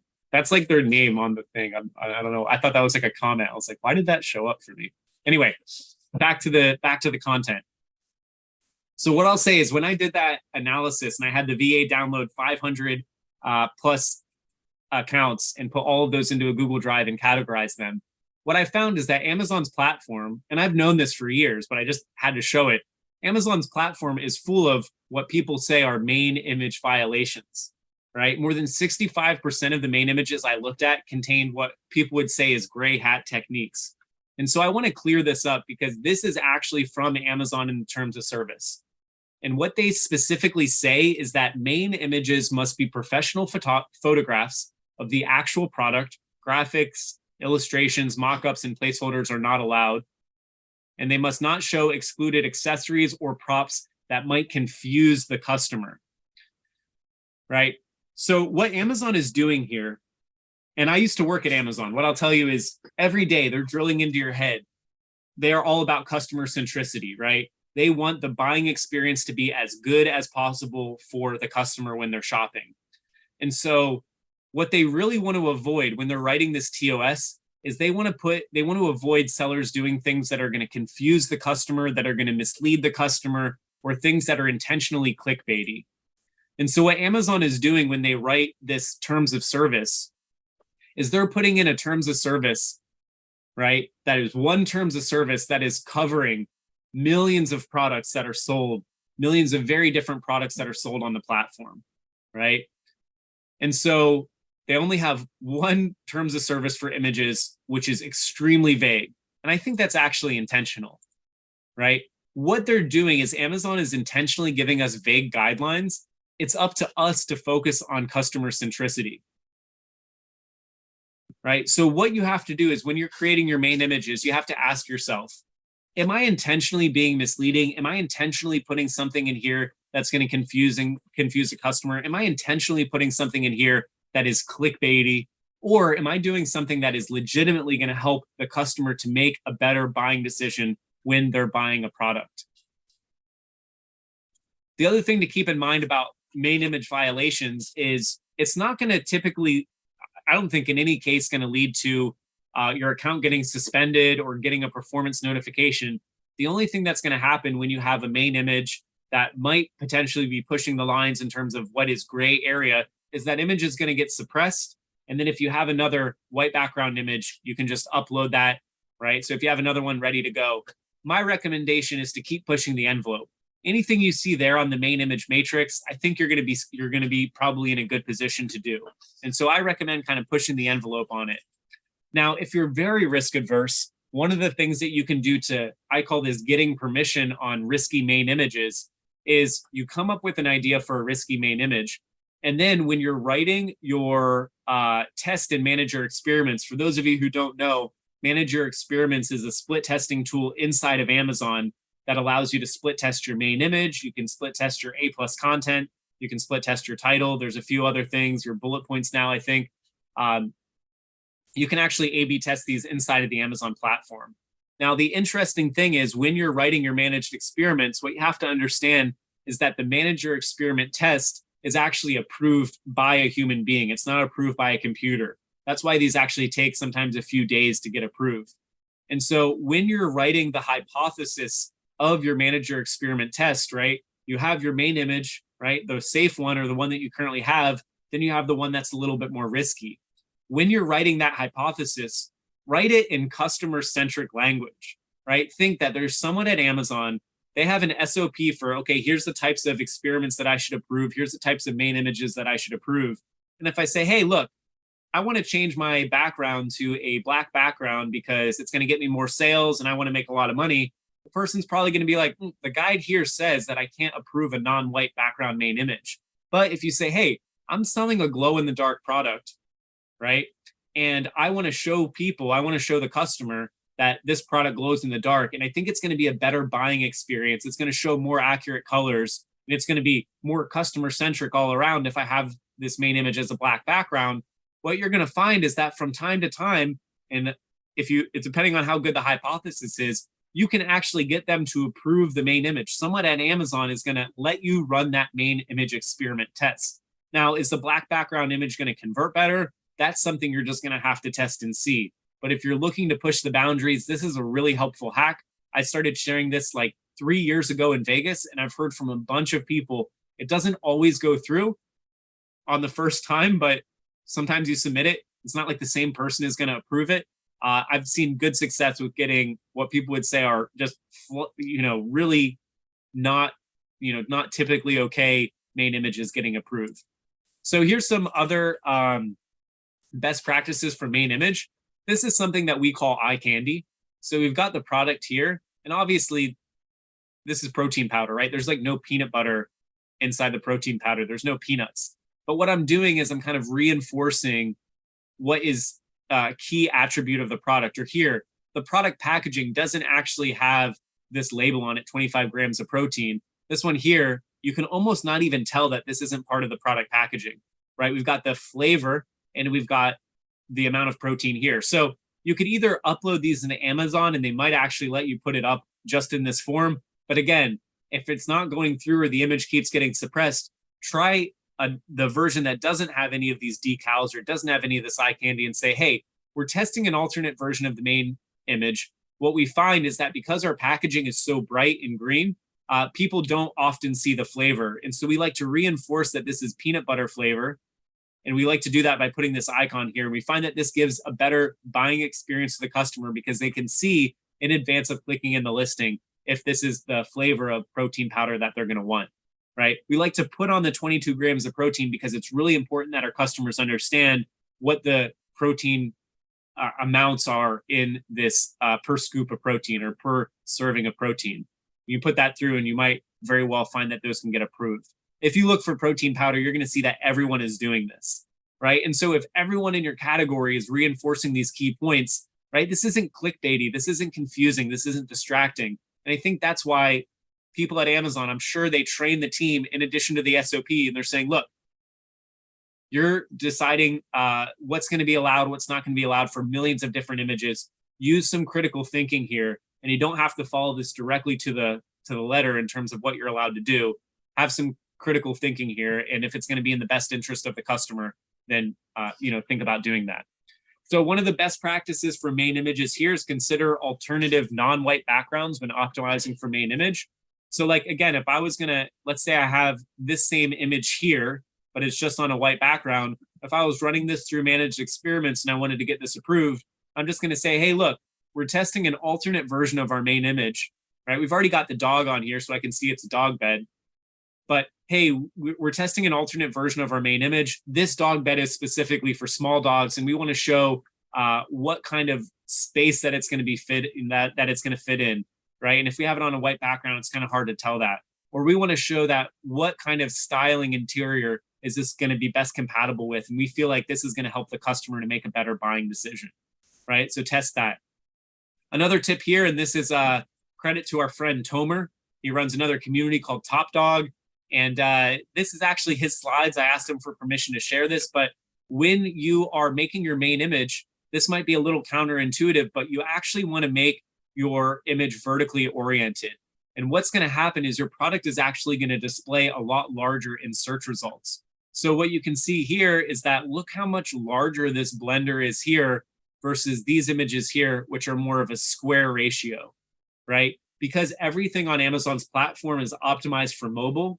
It's like 70% of all of the traffic on Amazon comes through mobile, right? We're going to have a vertically oriented main image. It's going to look a lot larger. So that's just a really quick hack that you can apply. And so this is actually from a case study that I did when I was consulting. This would have been like 3 years ago at this point. Many examples of main image eye candy giving big results. And so this was for a patio, lawn, and garden furniture. We added in some eye candy there. I won't say what it is because it'll reveal the product. And we found a 12% increase in click-through rate. So this is pretty powerful stuff. Again, test different versions, different variations along that main image matrix. You're going to find something that works for you there. When you're going through and you're testing your images, right? I've been talking about manager experiments for years. Every time I'm at a conference, I say, okay, everyone, raise your hand if you're doing main image testing through manager experiments. And like 20% of the people raise their hand. Very few sellers are doing this. What I want you to think about is when you're testing different versions of your main image, I never know what's going to work. The only way I'm going to know what's going to work is I'm going to try different concepts. I'm going to have a guess or a hypothesis for what's going to work, but I'm only going to learn from actually testing. And so these main image experiments, they take typically a minimum of 4 weeks to run. But when you can see a gain, if I can get a 2% gain, 3% gain, 4% gain, and I can do that one experiment lasting for a week, that's a month. I do that month after month after month after month. Over time, it doesn't matter if I'm wrong for a little bit. Over time, if I'm able to increase that, that is just something that I learn over time from testing. And my competitors, they're going to have to go through that same exact process to get to that same point. So that was all about main images. Remember, main images are not really a conversion tool, right? These are really just a click-through rate tool. Everything in your product detail page is what's actually going to drive conversions. So now let's move into secondary images. We already talked about this a little bit, right? Auditing your images using the 5-second rule. And this next set of best practices is all going to be about what steps that you can take practically to increase the speed of comprehension in your listing and have your each of the images in your gallery pass the 5-second test. And ideally, someone can understand the point of the image in a lot less than 5 seconds. Basically, the takeaway is like if you're doing the 5-second test and someone, if their response is longer than a couple of simple sentences or it's just flat out incorrect, then likely the information you're trying to convey will likely be lost on Amazon. So tip number 1 here is work on making your secondary images not just mobile friendly, but ultra mobile friendly. And if you ever want to see really good examples of images that have a really high speed of conversion, just go check out very competitive categories. So like protein powder is a good one, Garcinia Cambogia, Anchor, they have power banks. Like these categories are so competitive, they have to be really quick, really direct, really to the point. So if I'm looking at these images here, not only do they look great, but speed of comprehension is extremely fast, right? If I'm putting both of these images through the 5-second test, there's no chance anyone's going to get this wrong because they're so clear. They're so straightforward, right? It's telling me, all right, here's the flavor. Here's how much protein. Here's the macronutrients inside of it. It's telling you 100% premium whey, right? 2 scoops per serving. You're going to look at that. There's no possibility that you're going to get this wrong. Another thing that you can do to help with this speed of comprehension, to help with these images passing the 5-second test, is if you're showing a feature of the product, try to do this anatomy graphic with this hyper zoom, right? So now I'm able to see, right? It's zooming in. It's not just saying I've got luxury memory foam, and zooming in on the foam, and then it's showing you what it looks like. So if I look at this, my brain is going to be able to click right away. Okay, I understand the purpose of this image. Another thing that you can do is if you have a product anatomy graphic, you should try to limit it to a maximum of 3 points. That's just kind of a general rule for me. And then if you need to, break this apart into multiple images. So typically I think we just changed the slides on this, but typically there was another graphic here that showed a hammock and it just had 3 points. This would be an example of, or I guess that's what we're showing here, is like, this is a product anatomy graphic and it's like, okay, premium hammock, and it's showing you part 1, part 2, part 3. It's easy for the brain to digest. It's easy for them to see. Versus if I look at this over here, I've got like, here's a point, here's a point, here's a point. Here we're talking about sizing. So there's just a lot going on in this graphic, right? And so what I want to try to do is minimize the risk that someone's going to look at the image, they're going to say, this is too confusing, and they're either going to skip that image, which is no good, or they're going to bounce from your listing entirely and go look at another competitor that is potentially doing a better job. Whenever possible, avoid relying solely on standalone lifestyle images rather. And the reason for this is if someone looks at an image in this, out of one of these two images, they might look at it and understand what the purpose of this image is, or they might look at it and be confused. Like, what are we selling here? Is this for a hammock? Is this for a hat? Is this for a dating service? I don't know. But what you can do is you can leverage text to increase the comprehension speed. You can do this to also increase the probability that this is going to pass the 5-second test. So we still have a beautiful lifestyle image. We still have a beautiful lifestyle image, but we've added some text to kind of reinforce what the purpose of that image is. So it's like, hey, here's the purpose of the image. Here's the beautiful lifestyle image. Versus just having the lifestyle image where you have some potential for confusion. This is another example here of how text can increase the comprehension speed of a lifestyle image, right? So all three of these graphics, they're trying to do the exact same thing, right? But going from left to right, these images are getting a little bit better and a little bit better because this is showing you how to use, right? But now we're adding some text here. And this one I like even a little bit better because it's even more simple, right? We don't have this background. We don't see any of these like clothes or if this is a wall in the background. It's just really simple, right? Like step 1, 2, 3, 4, easy to read, easy to follow, quick for the brain to comprehend, right? Think about you're using a lightning cable versus you're using a cable from 5 years ago, right? You want that speed of comprehension to be as fast as possible. If you're doing a metrics graphic or a sizing graphic, I recommend trying to quantify the metrics. Don't just show numbers. Make sure you're quantifying these numbers in a relatable and a tangible way. So both of these graphics are trying to show sizing for this spatula, but this one is actually linking this to saying, okay, the large is going to be, okay, it's going to hold this size thing. The small is going to hold this size thing. The fish turner is for fish. The reason this is particularly effective is if you're looking at this and you're like, okay, right, you can get some idea of like, this is what I normally use the product for. And then when you see that there, when you see it linked, it's gonna click for you. Same thing with sizing is our brain typically doesn't work in like how big is 9.8 inches? How big is 11.2 inches versus 9.8, or I guess that's 8.8 inches. Like how much bigger is that? Versus if we have something in the graphic that's giving us a point of scale, it's going to help it work out much better. Right? This is another really good example of this. This is for this dog bed. We're not just showing that it's 8 inches by 24 inches. We're showing that, hey, based on the different size dog you have, oh, hey, this is the dog I have. I know I need to, or this is the size dog I have. Now I know I need to order the extra large dog bed, right? It's very, very clear. I can't stress this enough. I see this all the time where people put metrics in their image gallery and it's just not quantified.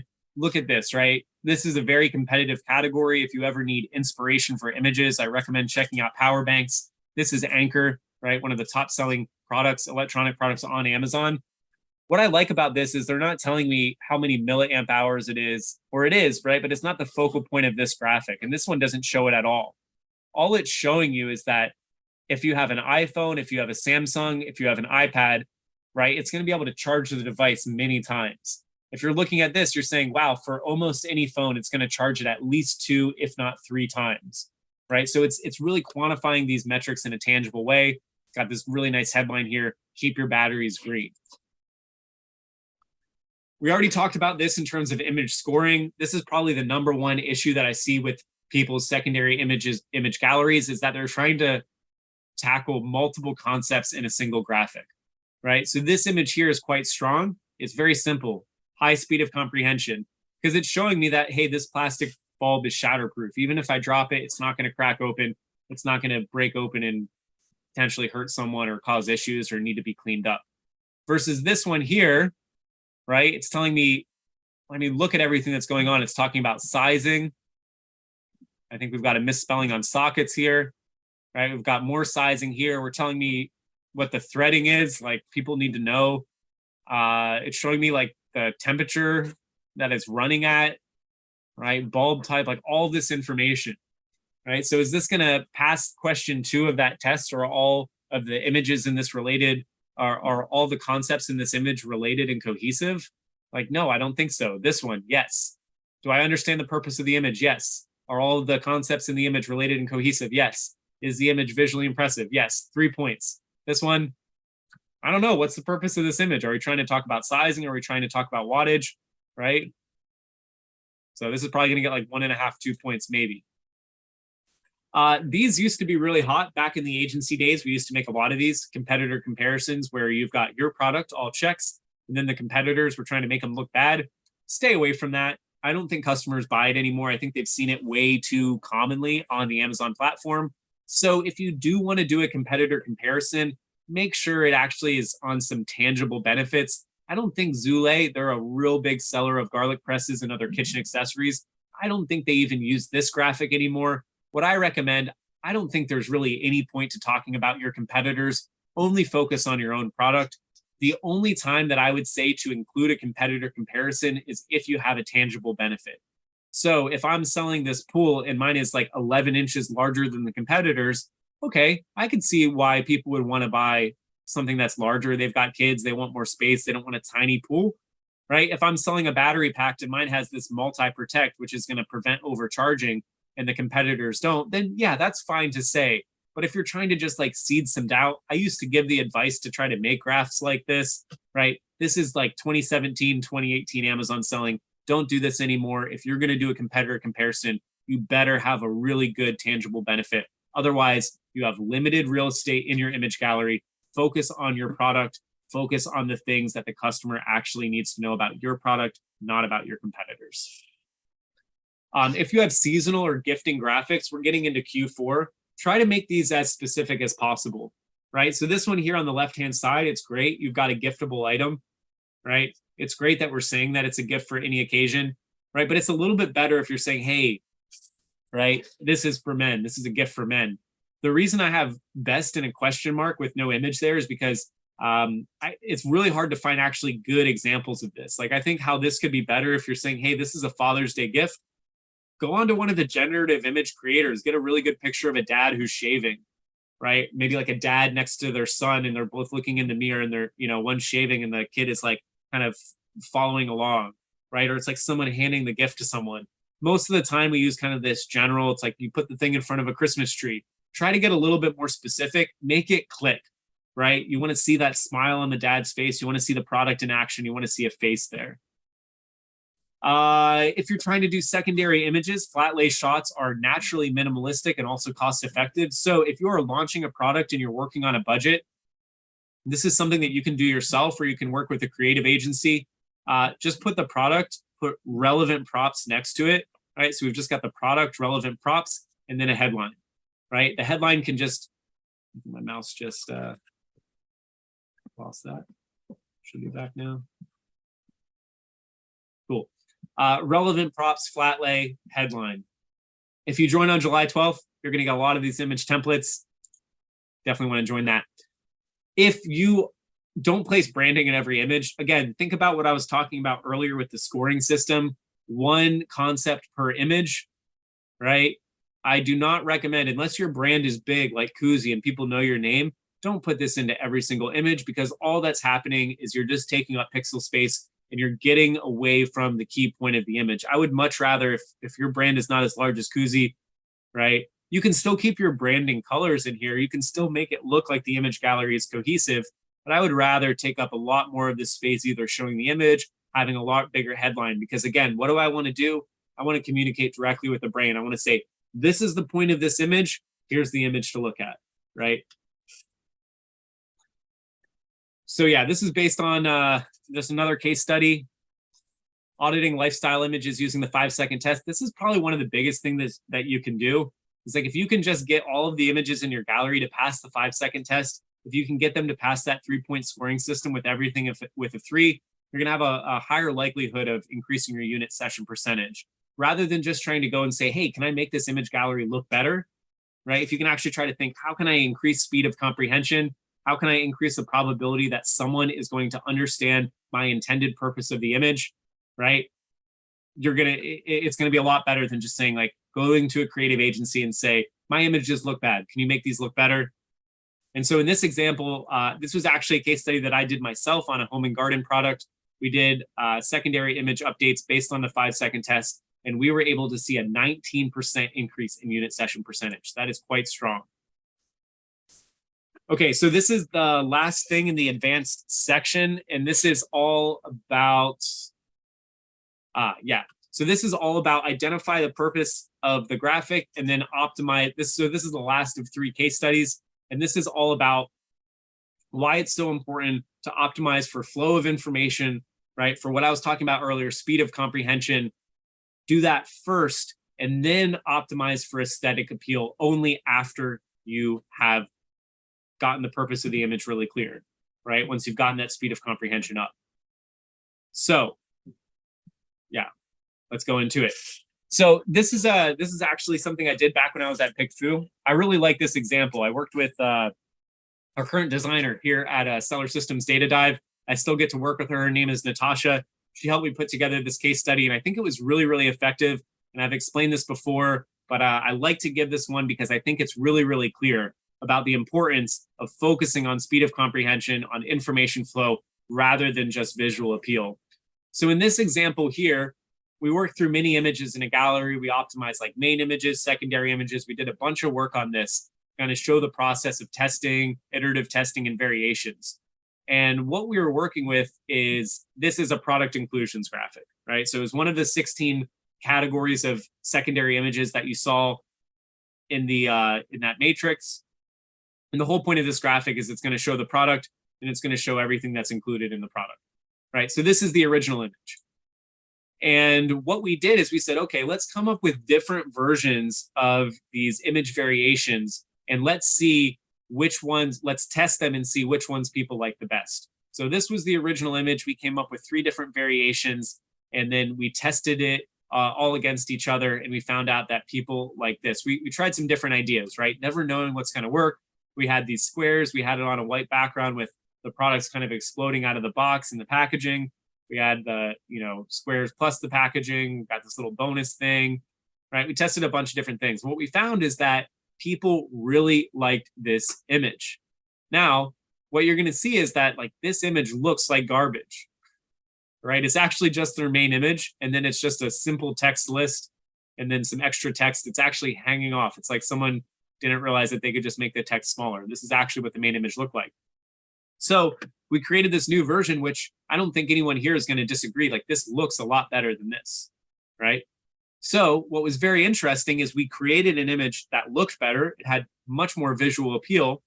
But then when we tested it against the original, and people who have seen this before, right, you'll already know the answer, but which one won, right? Why did this new image, which looks a lot better, why did it perform so poorly compared to the original, right? The original image actually was getting 70% of the votes versus 32% for the better looking image. How does this happen? And you probably are wondering this, right? Like, someone's selling in your category and their images look like garbage, but you just can't seem to beat them, right? They're gaining rank on you. Your PPC costs are going up. All of these things are happening, right? Why is this happening? And the reason why The reason why is because when we actually read through the PickFu feedback, we did these tests on PickFu, what we found is that for this type of image, and you're going to see this when we go into the templates and the justification on July 12th, for this type of image, which is a product inclusions graphic, what people want to see is they want to see a list, right? If you're looking at what's included in a product, they want to see a list of like what's actually included. They don't want to go and look and see, okay, well, like I'm looking for scissors, there's my scissors. People's brains, right? They're accustomed, they're used to reading a list. Then maybe they'll go and look and see, okay, I see data cable, but then they want to like verify that it's got the USB cable, right? They want to verify that it's got the scissors. They want to verify that it's got the nail clippers, but they're going to read it first and then they're going to look for it, right? And then you're going to go back and forth between those two to verify that all of these things are here. So when we went back and redid that image, all we had to do to create an image that had a better flow of information, a better speed of comprehension is bring both of those things together, right? How do we have an image that looks really good, but it also has that list in it? And that's what we were able to accomplish here. And no surprise, when we created the better looking image, but it also had the list in it, right? It outperformed even better than the original image. Now we're getting 84% of the votes in favor of this option B. And so this really drives home the point that when you're optimizing the images in your image gallery, don't just try to make it look better, right? Try to focus on the flow of information first, focus on the speed of comprehension first. And once you've locked that in, right, then you're going to be able to move on. And then you're going to say, okay, now that we've got the flow of information down, now let's make it look good. And so this is, look, I like to share different case studies. We've seen a couple where it's like, wow, big increases in click-through rate, big increases in unit session percentage. But this was an example where I was consulting for a client and we spent a ton of time and a ton of money going through and making images that they already had a good looking image gallery. They were one of our agency clients back in the day. He came back to us and he's like, hey, can we keep increasing the conversion rate? Like, can we make better images? And I was like, I don't know. Your conversion rates are already high. They were already really high. Some of his products had like 80, 90% unit session percentages. It's like a commodity product. And he's like, hey, can you make these images better? And so I was like, I don't know, we'll try. And this was the first time that really hit home that like we created images that looked far better, but we spent a ton of time, a ton of money on this, and there was almost no increase in unit session percentage. It was almost exactly the same, right? That is like an honest story. But on another project, what we did is we went back and we focused and we said, okay, we can't just make this look better. We actually have to make the image faster, easier to understand by the brain. And then when we were able to do that, and we did purely informational optimizations. I shouldn't say purely informational because we did also make it look better, but we focused first on the informational optimizations. This was for a kitchen and dining product. We were able to increase that unit session percentage by 27%, right? Really adds up. So the way that I kind of want to explain this to you is to think about it like this, that there are diminishing returns in over optimizing a secondary image, right? So imagine I have an image in my gallery. For supplements, you really need this. You need to show the nutrition information. If I start with this as my image and I move from this to this, I can probably see a high potential for increase, right? Because not only is this looking better, right? It's giving me a little bit more information. It's showing the product. It's giving me some more giving me some more context here. But if I were to go from like, if I already have an image like this in my gallery, and then I try to go from this to this or vice versa, from this to this, I'm probably going to see a low potential for increase. So if you have really terrible looking images in your gallery, number one, if you're successful on Amazon, you're probably selling in a very non-competitive niche because it's very difficult, right? I don't think I'm going to find images like this almost anywhere in top sellers for any supplements just because it's too competitive. You won't do well anymore. So if you're in a category that just has bad images, if you go from a bad looking image and you make the image look better, you probably actually can increase your unit session percentage. But for a lot of us, our images probably aren't terrible, right? And so what I'm trying to explain here is that you can't just go from having a good, like an already decent looking image and try to make it look a little bit better and expect your unit session percentage to go up. The only way to do that is from increasing the speed of comprehension and having a better information flow, having people more quickly, their brain understand what is going on in the purpose of that image. Okay, cool. And this is working perfect on time because it is 7:52. And we just have to get through this future considerations portion. Now, for those of you who have seen this or bits and pieces of this content before, right? Maybe you saw it at Camp Ecom. Maybe you've seen bits and pieces of this in other seller systems presentations. I hope that you've been finding this to be helpful. We're going to open it up to Q&A after we get through future considerations. So you can start filling this chat with all your questions. We're going to start going through those in probably about like 15 to 20 minutes, maybe a little bit longer. I can't encourage you enough. You're going to want to check out the presentation on July 12th, right? There is not going to be any overlap with that information. It's going to be about 4 hours long, that whole masterclass.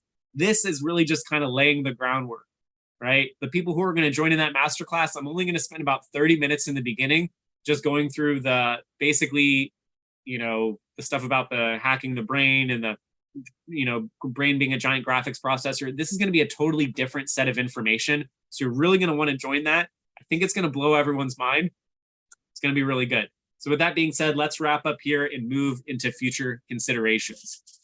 So what I'll tell you is this. A lot of what this talks about is AI, generative images, and I'm going to kind of paint the picture of what I think is the potential for this technology and how you can start using this now. What I'll say is that I think AI absolutely will take over the world. Hopefully it's going to be in a good way, but we're absolutely not there yet, right? A lot of this technology, especially DALL-E, Midjourney, it's really hyped. And I love this stuff, right? I've been talking about this for more than a year. My $1 billion Seller Summit presentation last year, I don't want to say I was the first person to start talking about generative images in the industry, but I was definitely one of the people who started playing with this early on and saying, wow, I love this stuff. I think it's cool. I use Midjourney every day. I've got Discord on my phone. I'm always creating new concepts, playing around with it. But what I want you to understand is that this is not a replacement for graphic designers, for photographers. Eventually, this technology will absolutely be able to create and test images that are going to convert better than anything we've ever made on Amazon. I'm confident of that. But that's not going to probably be for like at least another year. More likely, I think it's probably going to be 2 years. And so key takeaway here is don't fire your agencies, don't fire your staff, and don't think DALL-E and Midjourney are replacements for real design talent. I'm going to tell you what it's really, really good for, but these are not going to hand you images that are ready to put on your Amazon listing in the vast majority of cases. I was prepping for an AI panel that I was at in Prague, and I scheduled a call with John, our videographer, and Natasha, our graphic designer. And John said a quote that I really, really liked. And I was like, man, I'm going to put this in quotes and I'm going to put it up on a screen. And he said, don't think these AI tools are going to hand you 20 years of experience in one click. And I thought that was a really good quote. Now, what I will say is when I'm thinking about AI, priority number one for me, right, is empower your team or choose agencies that utilize AI in the tools that they are already experts in, right? Everyone talks about AI, it's going to take all of these jobs away. And I think that it absolutely will, right? In the long term, it's going to definitely displace a lot of workers. But for right now, I'm talking in the next year, the next 2 years, the biggest gains we're going to see in AI are going to be people that are already smart. They're already professionals. They're already skilled. And what it's doing is it's going to allow them to work faster and put out higher quality, more consistent results. It's going to make these people, it's going to be a very big difference. The people who are using AI, it's going to seem like they're superhuman, and the people that aren't are just going to seem like normal people, right? And that applies to sellers. The sellers that understand how to use this technology are going to seem like they're superhuman, and those that don't embrace and learn how to use this technology and don't train their teams and don't work with people or agencies that use this technology are going to fall behind, right? That is the absolute truth. You will not be able to win in the long term without having a good understanding of how AI works. With that being said, right, it's not going to replace everything. And so what I would recommend doing right now is, like, regardless of the hype for Midjourney and DALL-E, and for those of you who don't know, Midjourney and DALL-E are just generative image creators. So you put in text and then it's going to shoot out an image, right? That's basically it. It creates an image from scratch. And so regardless of the hype for Midjourney and DALL-E, right, a lot of you can get really good inspiration for packaging. You can get really good inspiration for new product design. You can get really good ideas out of this stuff. And Steve Simonson, a couple of weeks ago, maybe it was about a month ago now, maybe more than a month now, I watched this. It was a really good talk on AI. right? Brandon's also talked about using AI for product development. For idea generation, this stuff is amazing. But in terms of actually creating the images for your galleries, right, it's limited.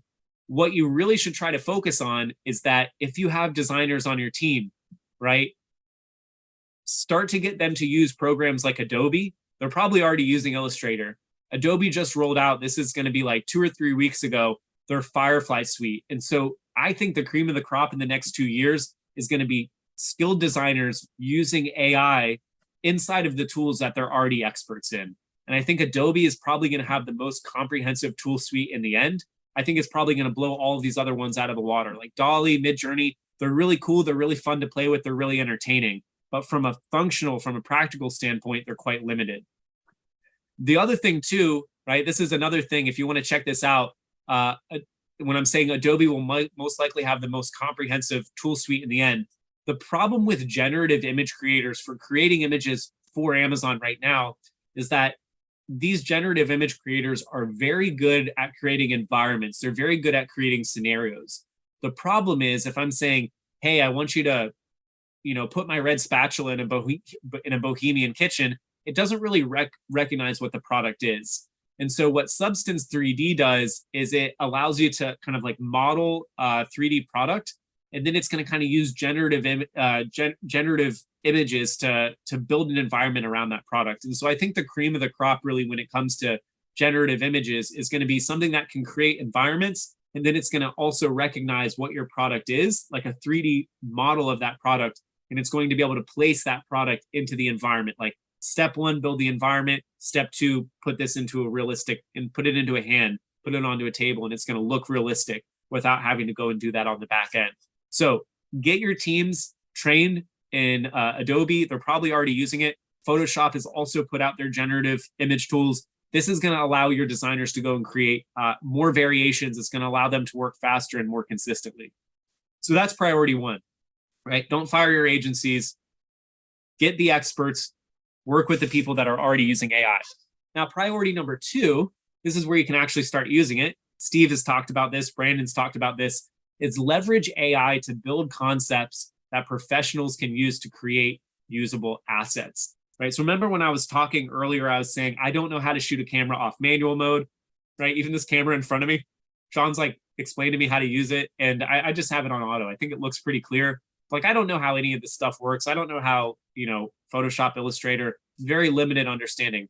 What I can do is I can come up with concepts and I can explain that in a way that I can hand it off to a creative. And that's how I'm able to create really good images. Like, I don't actually go into Illustrator or Photoshop, but as a brand owner, you need to be able to come up with ideas and then give those ideas to a creative team that can execute on them, right? And so this is where AI is extremely helpful, is for building concepts. And I'm going to walk through a few of those right now. So the practical applications that business owners, especially non-creatives, can use right now is for creating environments, creating shot lists, and reverse engineering how the brain recognizes images. I think the last one is probably the most exciting. So what I'm going to show you right now is a series of images. And what I want to let you know is that for all of this, I went through about 30, I think it was almost exactly 30 prompts in Midjourney. I spent about 45 minutes doing this. And out of those 30 prompts, I was able to get about 8+ usable ideas. I think it was probably like 9 or 10. I think you're going to see like 9 separate images on the next slide. And I think I have something on the AI product. So this is also what I want to show here, is because I'll show these images in a minute. I'll come back to these. But all of this was based off of, in Data Dive, we just released this new AI product brief. And so remember earlier when I was saying like, okay, when I'm thinking about optimizing for conversion rate, I'm thinking about like, what does the customer need to know before they buy the product and what's shown on the listing? And so a lot of what I'm doing in terms of like thinking about this, I used to do a lot of this manually. And so this is all going to be for a sneaker cleaner. I think this is all going to tie back to the images that I'm going to show, and it's going to help make this explanation a little bit more clear. So back in the day, I used to do all of this manually. You can also download things manually now, put them into ChatGPT. You have to do a little bit of prompt engineering with the AI to get to this output.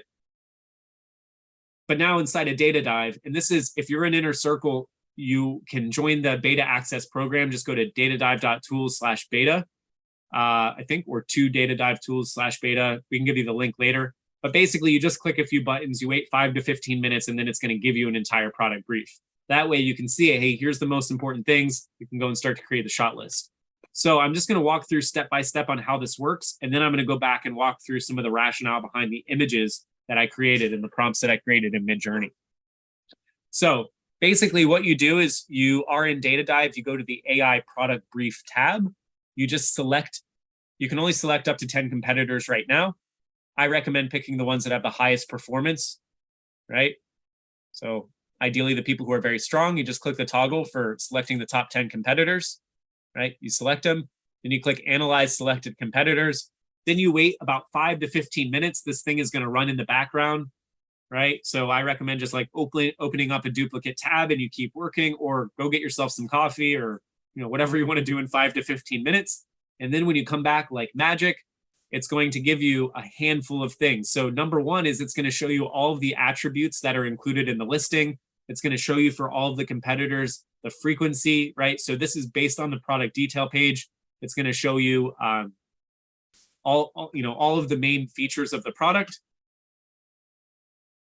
right? It's going to show you all of those here, the attributes in the listing. Then you just click which ones you want to include in the product brief. You can even add your own. Okay. Attributes included in the listing, right? So after you click the check boxes, it's going to show up here. You can add in your own attributes if you think that current competitors don't have things that you want to add in. Then it's going to give you then it's going to give you, I think I skipped through two. So it's going to give you, attributes included in the listing. So these are like key features. Then it's going to show you all of the product, positive product attributes. So this is what people like about the product. Then it's going to show you the negative product attributes. This is what people don't like about the product. This is from the review data. And then it's going to give you value-added ideas. So this is ideas that you can use to make the product better. And then it's going to give you these customer avatars. And then based on that, it's going to give you an entire product brief, right? So you can edit this, you can change this, you can, use the product brief to analyze reviews, Q&A, etc. So now I want to go back to this, and I'm going to walk you through what I did with these Midjourney prompts. So this is the example of using generative AI to create environments that match your customer avatar with ultra relevant scenarios. So let's say that I'm selling, this is for I think I was showing you, this is for a sneaker cleaning kit. And so what I did is, like, this is the prompt here. This is your Imagine prompt. And these are really simple prompts. I'm not really I'm just trying to get general ideas here. So Steve, he was giving like a ton of really good information. If you want to create more usable images, you should follow his guides. This is just for idea generation. The only kind of fancy thing I'm doing on this is I'm doing --V5 so that the output is going to be rendered by version 5 of Midjourney. So you're going to get the highest quality output. So for this, all I'm trying to think about is like, okay, if I'm doing a lifestyle shoot and I want to think of like what environment or what should the scene look like for this product, I'm thinking, okay, like I know I need to have a sneakerhead. That was one of the customer avatars that was shown by the AI product brief creator when I did it in Data Dive. It's like a sneakerhead. It was explaining what a sneakerhead was and some of their characteristics. So I was like, okay, if I'm doing a lifestyle shoot and I want someone who's a sneakerhead, who's the #1 customer avatar that buys a sneaker cleaner, what are the environments? What are the ways that they're going to display their shoes? And I'm looking at this and I'm like, this is an interesting one. Like someone's sitting in front of a car, but this one was even better. Like if I wanted to do like a low cost shoot, this one or this one, right? Like this might be a little bit expensive to set up. You have like this whole shoe rack in the background, but like just in front of a building, right? It's like you're displaying the sneakers on the ground in front of the person, right? I see these consistent trends.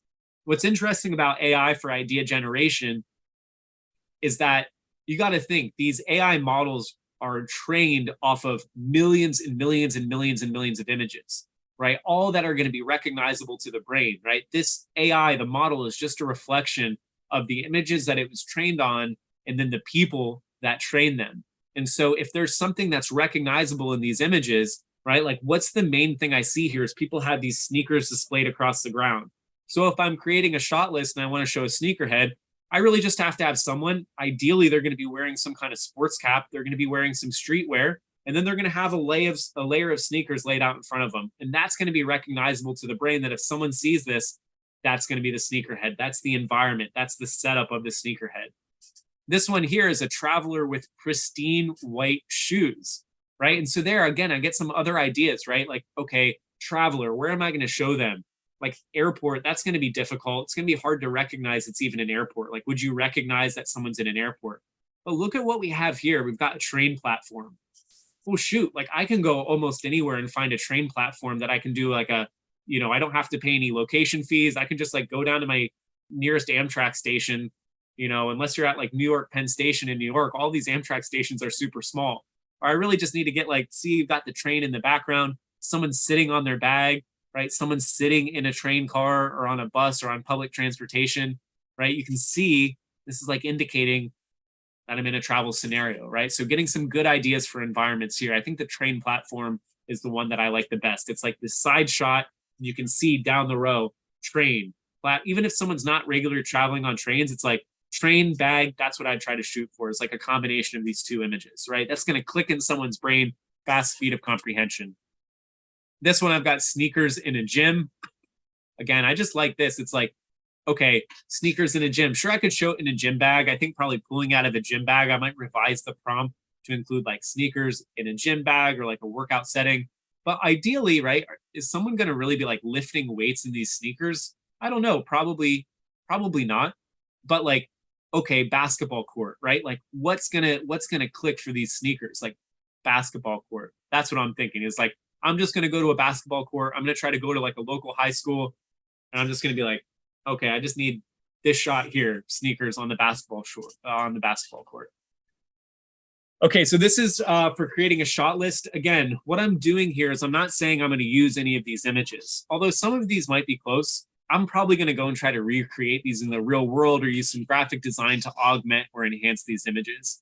What I'm trying to do is I'm trying to identify what are the elements, what's going to be recognizable by the brain that's going to help click in someone's brain very quickly. So in this one, it was like the layout of the sneakers, the outfit of the person who's wearing it. This one was like the train platform, them sitting on a bag. This was the basketball court, right? For this, I'm trying to get elements that I can put into my shot list. So let's say I'm talking about this sneaker cleaner, and I really want to reinforce that this is made with safe chemicals or that it's eco-friendly. And so what do I put in here? I'm not even talking about a sneaker cleaner at this point. I just want to get what's going to click in someone's brain that it's going to be an eco-friendly cleaning solution, that it's safe chemicals, that it's not harsh chemicals, right? What are we seeing here? Right? We're seeing really clean, sterile looking environments, almost all of these. And I didn't tell it to do this. This is a very simple prompt, right? This is going to be the exact opposite of what Steve is showing you.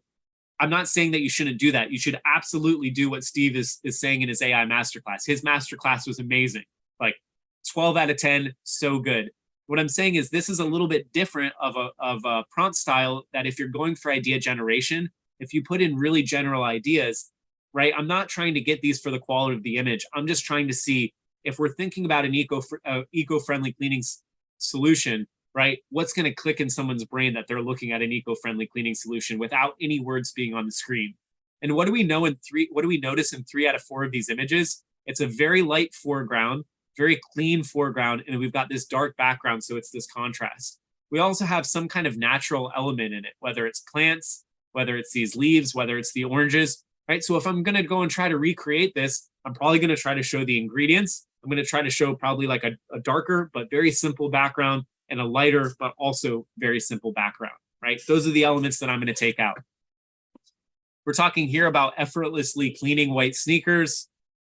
Right. What do we see as well here? It's like really people focusing on the laces.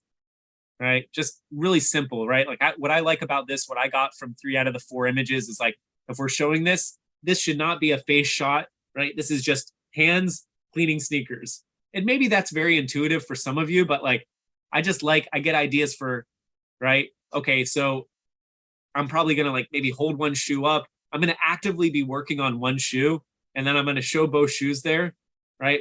But I'm only going to try to show the hands. I'm not going to try to show the face in this.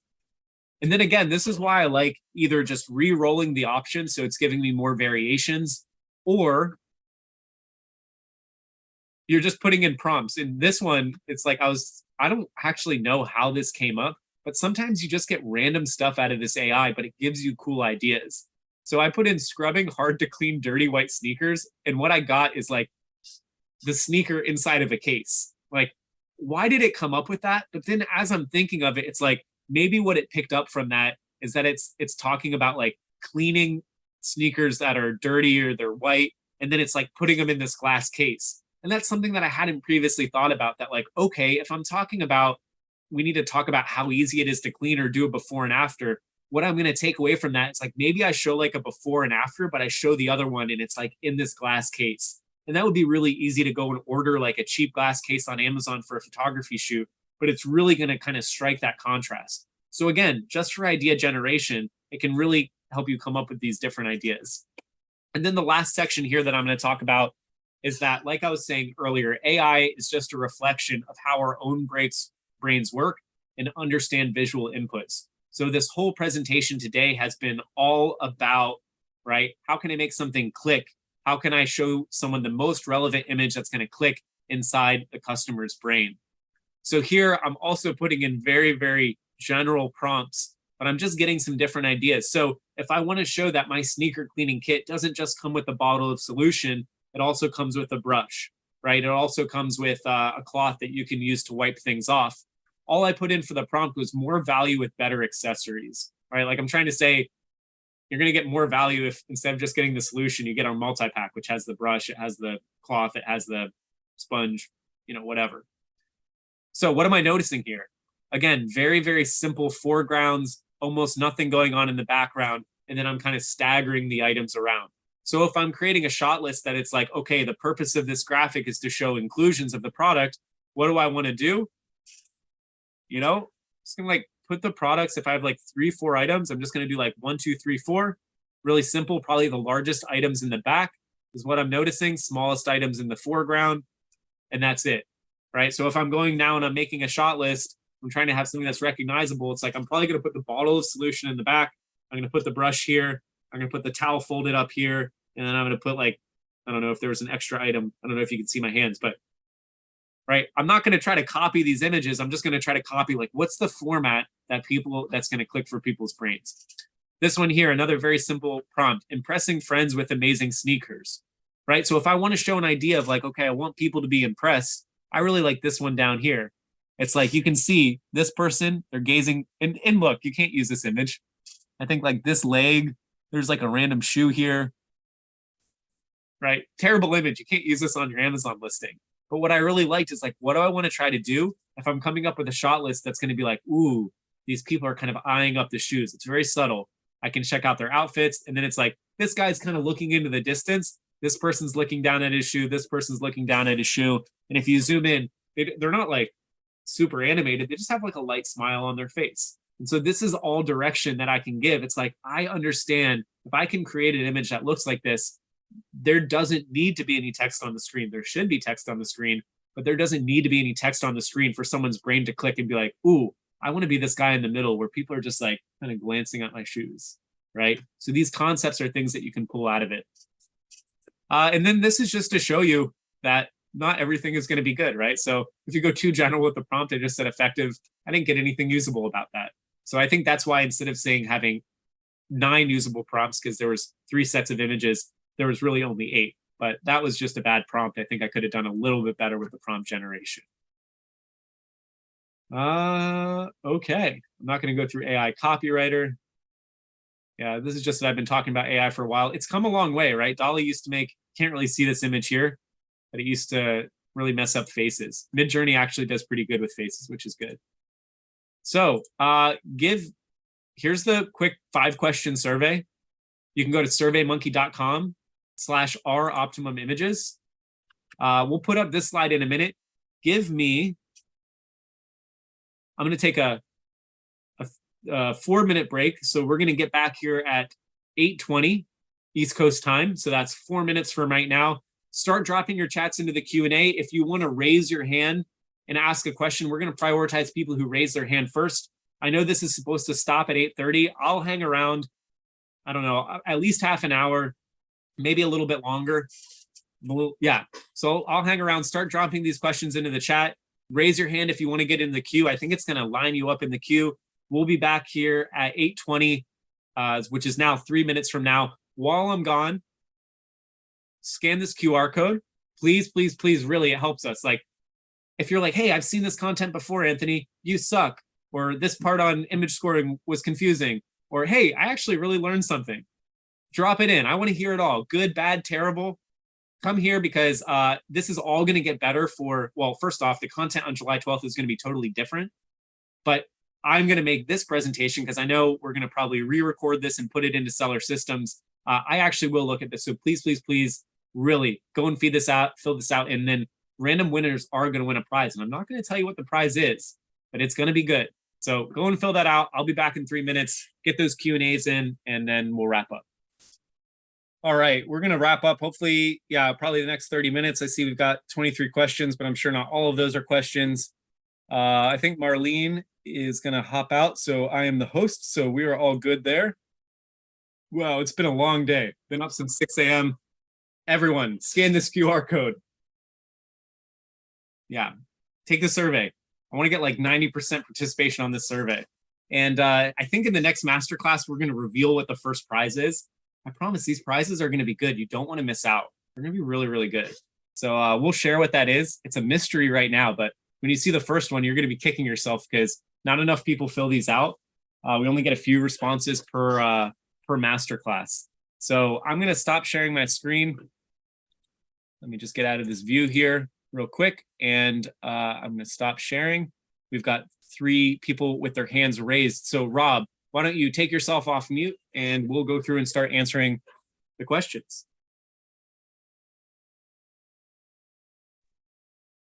Hey, Anthony. Can you hear me? Yep. Hey, yeah. So I was just curious. I know AI is it's very important for the future for sellers and agencies. As someone who wants to learn the language, so to speak, of some of these AI generation tools, do you have any recommended resources, like maybe where you learned it, something I could go and review and watch and kind of learn to use these tools myself? Yeah, for sure. Are you an Inner Circle? I'm not personally. My partner is.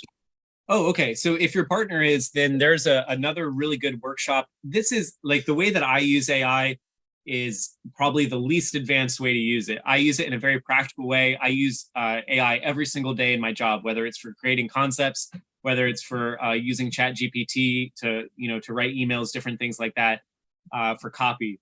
Steve Simonson, he gave a masterclass, I think it was about a month and a half ago, all about AI. And in that deck, so just go into Inner Circle as one of the recent masterclasses, that has a ton of resources. One of the big things that's going to help you is things that are helping you with prompt engineering, right? So that's basically the outputs that you get from AI are only going to be as good as what you actually put into the AI, right? And so there's like a whole list of tools that he gives that you can use to start using AI more effectively. I think some of the most helpful things there are going to help with prompt generation.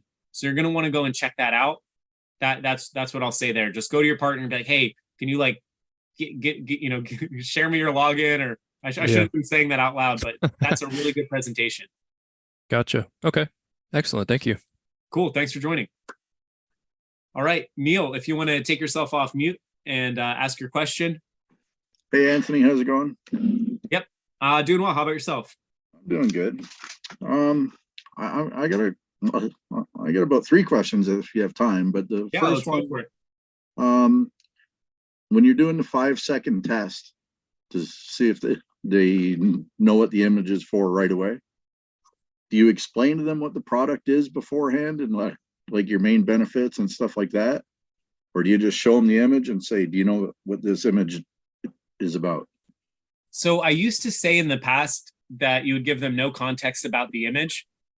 If you're working in like a face-to-face group setting and you're working or like you're showing this directly to someone, I would say like if you're showing a series of images, then the product probably is not important. The max explanation of the product that I'm going to give is I'm going to say like, hey, this is a garlic press and it's used for crushing garlic, but that's it. And then you're really going to want to see, does that image stand on its own and do they understand what the purpose of it is? And so if you join in the July 12th, I'm going to go through a bunch of the research that I have from doing this with PickFu. So when I'm running these, I'm just saying like, what do you think the purpose of this image is? And then there's a section for additional context. And I'm literally just saying, this is a garlic press. It's used for crushing garlic with no additional context. What do you think the purpose of this image is? What do you think it's trying to accomplish? And if you're finding that the percentage of people that are giving you a different response or an incorrect response from what your intended purpose is, then that's not going to be good. Does that answer the question? Yeah, that answers that. How many people should when I'm running this through we ask? PickFlu, I'm What do you doing recommend? this with a 15-person poll.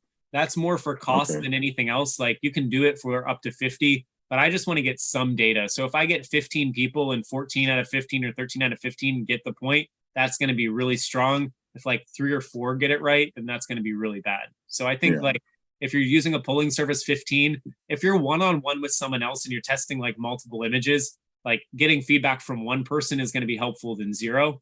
So I would just say like start anywhere, but I'm going to try to shoot for 15.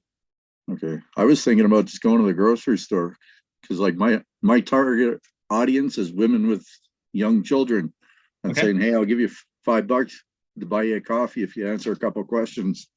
And that's what I was thinking. I mean, something like that. It might work. I don't know about how people feel about being approached in public, but maybe if you were like outside of the grocery store and you had like a little sign up or something, and you said like get a $5 Amazon gift card for answering a 30-second survey, then if you kind of frame it as I might not approach random people in public, but if I think probably setting up outside of a grocery store if you ask them, or you're somewhere in the parking lot with a little banner, I think that could work. Okay, cool. All right. What should the pixel size be for our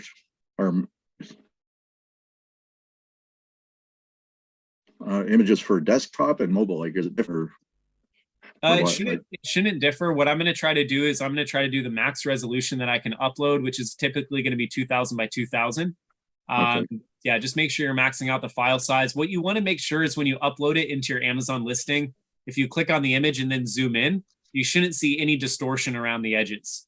Another really helpful AI tool, if let's say you're working on an outdated image gallery, or you don't have the raw files of your original images, there's a really good program called Topaz, Topaz, and it's really good at refining and making images look clearer. So before we upload any of our images into or any of our content onto YouTube, things like that, we're running it through Topaz, and it takes it from looking clear to looking really, really clear. And then take that and then put max file size 2000 by 2000 typically. Okay, cool. All right, and then the last question I've got is like your secondary images, your first secondary image should be like your main benefit, right? Should your first bullet mirror that? You know what I mean? Like, should they mirror your in order of your images, or does it matter? When I'm thinking about the copy on my listing, like title specifically and then bullets after that, is I'm really looking at the written content as an SEO tool. So earlier in the presentation, I was talking about levers, right? It's kind of like how your main image, you're not really trying to focus on conversions. I would look at the image gallery and the bullet points, any of the written content as being separate.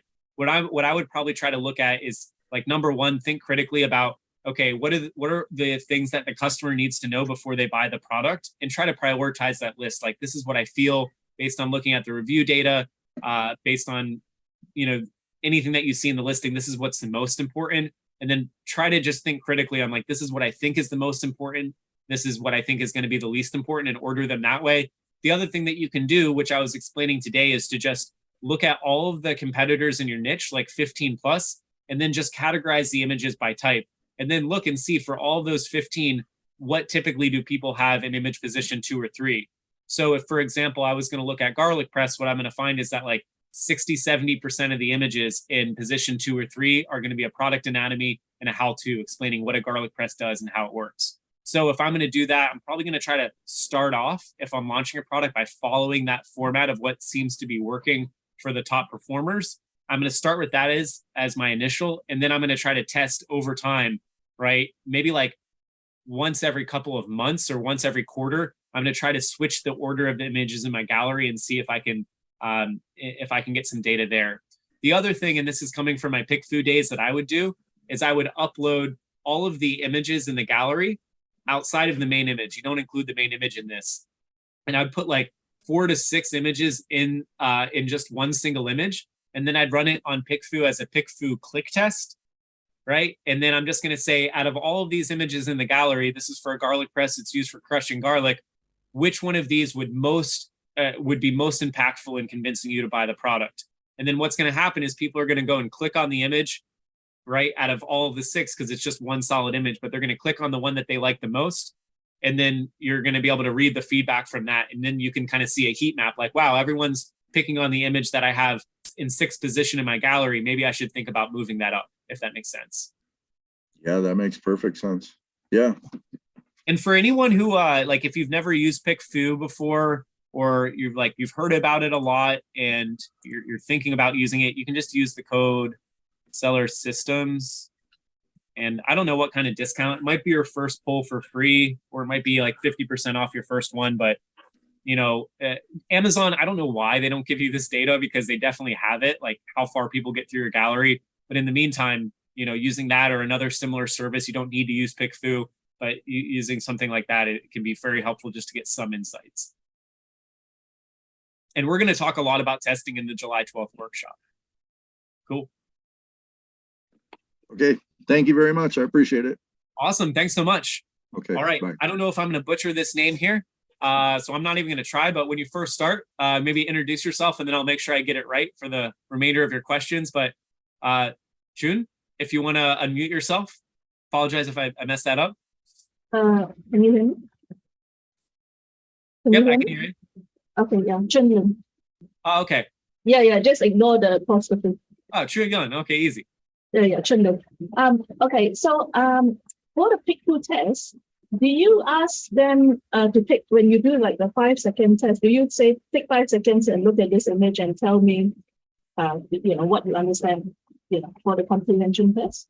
Do you ask them, or do you not even bother with it? How do you test it?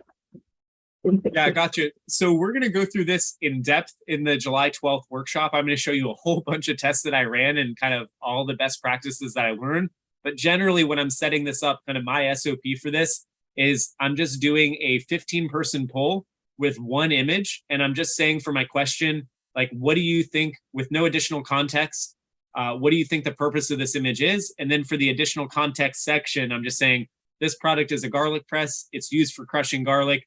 Based with no additional context, what do you believe the purpose of this image is? And then all I'm doing is in my head, I have what I think the purpose of the image is. And then I'm looking at the responses. And for every response that matches mine, I'm counting it. If it doesn't match mine, I'm not going to count it. And then how I'm calculating this comprehension score is just if 14 out of 15 people get the correct answer, that's going to have a high percentage comprehension score. If like 3 or 4 people out of 15 get the correct answer, then it's going to be like low percentage comprehension score. So that's how I'm setting it up. Okay, thank you. I've got one other question, sorry. Yep. With regards to, you know, I'm trying to redo my images now that I've listened to you. But I was thinking that I need to understand my customer avatar. Unfortunately, in my case, I don't know who my customer is. I know it sounds stupid, right? But because, you know, so many types of different people buy my product, like the percentage of men and women is almost 50-50, you know, it's like 48-52, you know, and then, you know, so all my demographic data is quite generic. It's all like pretty much everybody, like from 25 to like 60, you know, that kind of thing, you know. So everybody in that demographic buy, not the too young and not the too old. So how do you create lifestyle images when you don't really know who your customer is? Yeah. So are you an inner circle? Yes.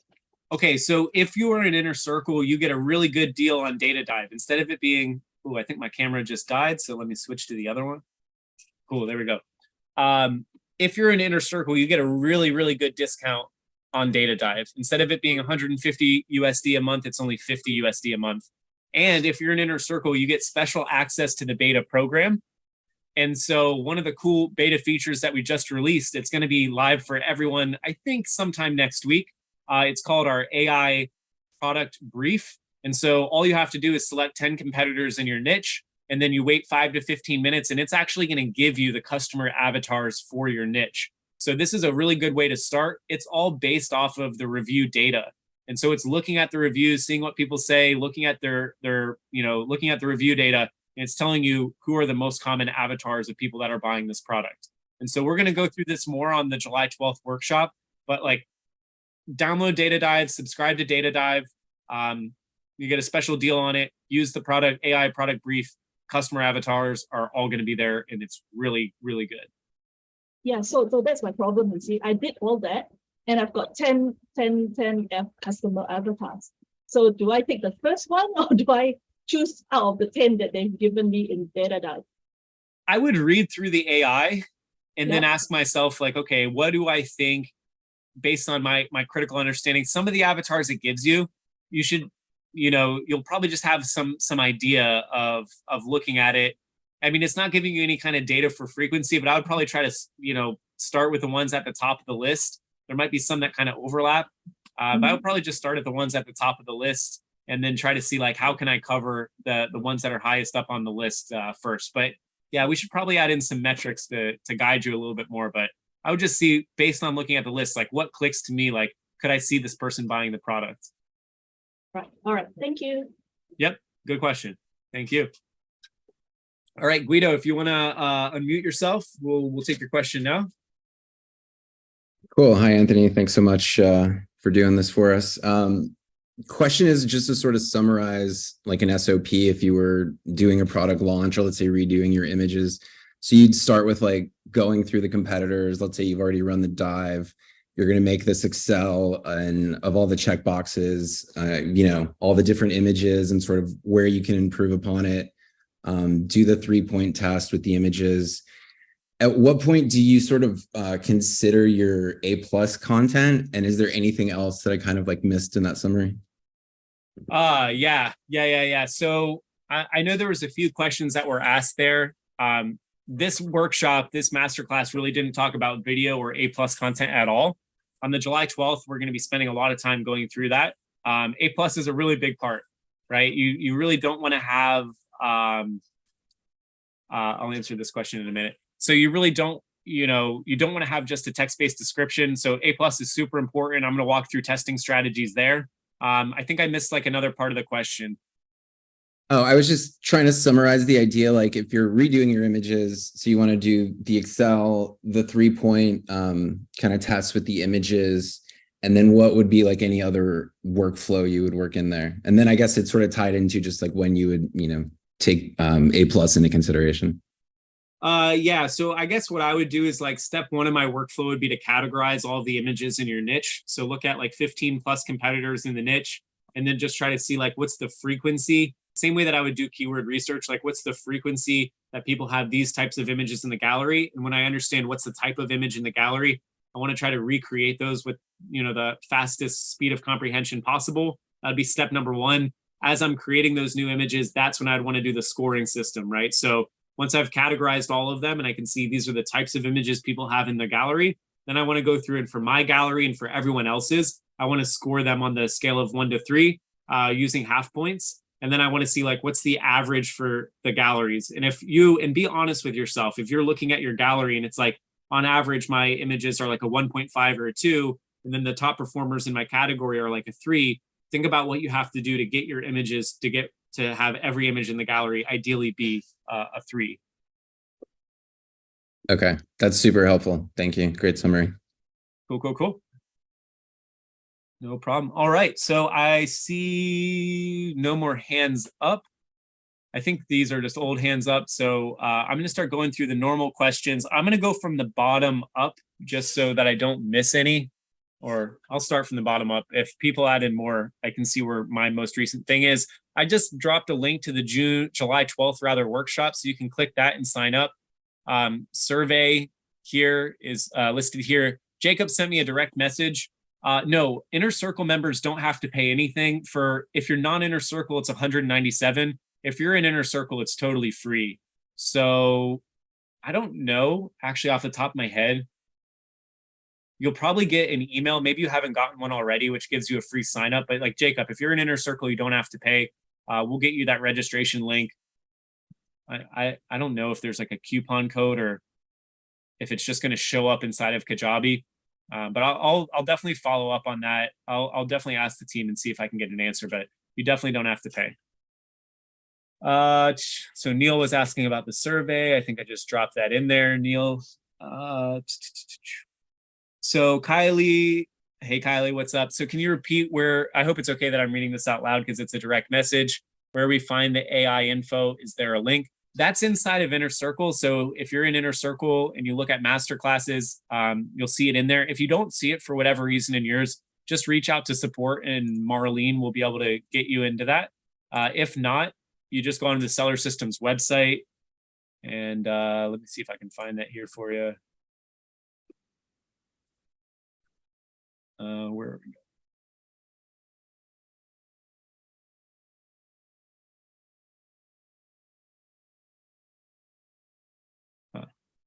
All right, I'm not seeing it on here right now because these are just the upcoming ones. Yeah, so you just got to log into Kajabi. If you reach out to Marlene and it's not showing up in your course content already, she'll be able to point you in the right direction. Guido's giving some really good advice here. Twitter is fantastic. There's this other guy who's a friend of mine in the industry. His name is Anthony Lee. I'll just type it in here. I think it's I'm trying to remember what his Instagram handle is, but if you look him up on Facebook or Instagram, you'll be able to find all of his social links. But Anthony Lee puts out some really good content, very short form content that he puts on Instagram Reels and TikTok. Also a really great spot to learn. Jordan is asking about the deck. So the deck is going to be available for everyone. I'm going to upload this video tonight. And then the deck's already ready. I could send you the deck now, but they just like to put it all inside of the platform. So we're going to get sent all of that. Marlene's dropping the link to the masterclass. What pixel size do we usually recommend? Yeah, Kylie got this right here. You can do 1,000 by 1,000, but just so you don't have any distortion, I recommend, just like Kylie here, doing 2K by 2K, 2,000 by 2,000. What is the best image AI to create images? I personally prefer Midjourney. There's two really popular options. You've got Midjourney and you've got DALL-E. It's like DALL-E. I prefer Midjourney. You have to use it through Discord. You can sign up for free or you can pay $30 a month and get the Pro. I recommend getting the Pro. It's just way better. The reason I like Midjourney is because just like DALL-E, it gives you 4 different types of image variations. But what I like about it is underneath each one, you can choose if you want to upscale the image, which makes it more clear, more photorealistic, or you can create variations of one of those 4 images and it'll change small details about it. And so I think it's just really easy to work with. Also, a lot of really good tutorials. I think more people who are really into AI are using Midjourney versus using DALL-E. Just better tutorials. If I need to learn how to do anything, I was trying to replicate, if I have reference images and I wanted the AI to look at those images and then create images based on those images, right? I wanted to be able to see that all in one spot.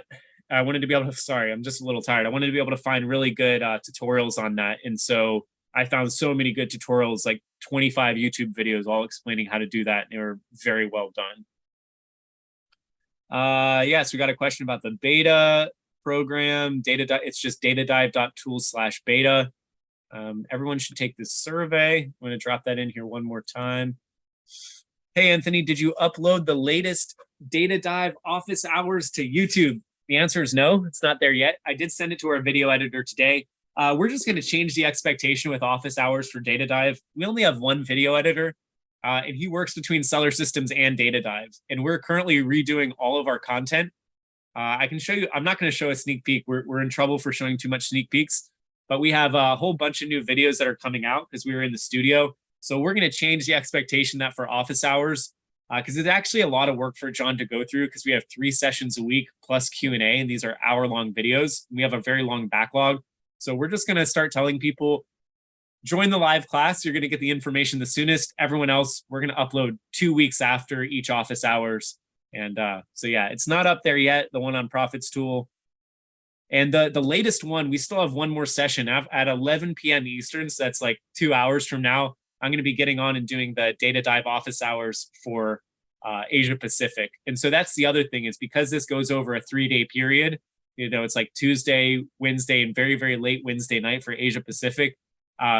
John doesn't actually, we have to outline the Q&A, and then we have to get those files to the editor. And then like, he doesn't get them really until like Thursday or Friday. And so it was like way too condensed with the backlog to get it done that soon. So we definitely won't see the one, we've been going through the enterprise tools. You won't see that for 2 weeks, but if you're going to be around in 2 hours, 11 p.m. Eastern, you can join today and you can get all that information live.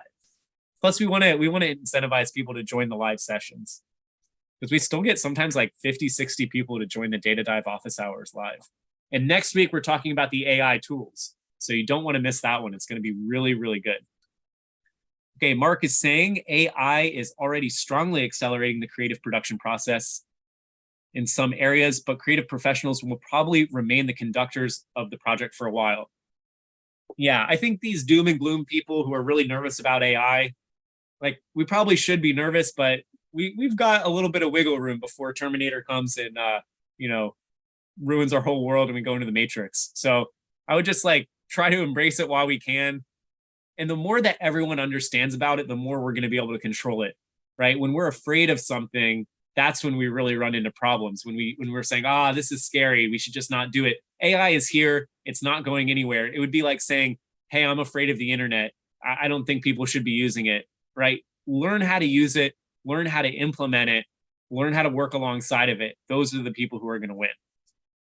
Okay, Mark is saying, awesome, Anthony, thanks. Love how Seller Systems put systems in the spotlight, even in areas where others make more gut feeling decisions. My background is photo and video production for industrial companies, and I can confirm that your approach is exactly the right one. And I follow in a similar way by agencies in other sectors. Without a systematic strategy and briefing, visual production can quickly become unfocused, even with a talented creative team. That is the biggest thing. I appreciate you saying that, Mark. And that's the biggest thing I'm trying to work on. Next, I guess it's not next week, but like 2 weeks from now on July 12th, I'm going to teach you a whole bunch about, I've just been working for years on how to take a metrics-backed approach to looking at images. Because right now it's very subjective. This is like my passion project. And I think in a couple of years, we're really going to demystify a lot of the creative process as we get better and better with implementing AI. And metrics-based is the way to go. It's easy to do with other things like keyword research. I think it's going to be possible to do later down the road. So we already had this question about the 5-second test using PickFu. You're going to learn a lot about that in the July 12th workshop. Yes, the July 12th workshop is going to cover video optimization. So I'm going to be covering a few different types of video. I'm going to cover the branded videos that you can show, that you can display in search results. Very powerful. Some of the lowest cost per click. One of the only areas of CPC, paid ads on Amazon, that's not increasing, right? So you're definitely going to want to check that out. It's going to be really good. We're going to be talking about listing videos. We're going to be talking about a little bit about off Amazon videos. Yeah, I love the iPhone story too. Crazy, crazy, crazy. Someone stole $250,000 of iPhones. Fun times. I saw some crazy stuff in Houston. Like it was wild. There's like 4,000 people that work at these Amazon fulfillment centers. So high stress environment. I mean, I love my job. Don't get me wrong. I love Amazon. I love my job, but like there's a lot going on there. I can tell you crazy stories if you're ever at one of our networking meetups. Jordan's asking, when will we get a copy of the deck? Yes, usually it's within 72 hours. I'm going to be really on top of this. So after I end this call, it's going to render all of this. I'm going to upload it into G Drive. John, our video editor, already has the slides. We're going to send it to Marlene. We got a whole process. So we have a small team at Seller Systems, like really small. Some of these other coaching communities have like 20 coaches. It's really just like, 5-6 people. We do everything. Camp Ecom, Data Dive, Seller Systems. So we keep it lean, but we're getting better, and we're getting better at automating things. All right. We got some more Argentina. We got to take a trip to Argentina. Yeah, that's going to be next on the list. All right. I'm seeing there. Okay, so we got 5 new messages. If anyone has anything else, please feel free to drop it in the chat. Otherwise, we're going to wrap up. Therese is saying, for non-Inner Circle members, will the masterclass on July 12th be available as a recording? for rewatching if we purchase it.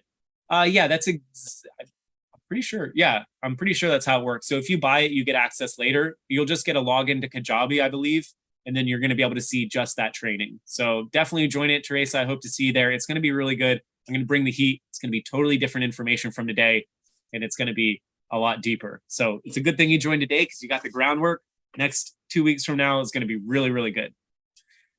How do I join the live session in 2 hours? Let me just give you that link here. This is for office hours.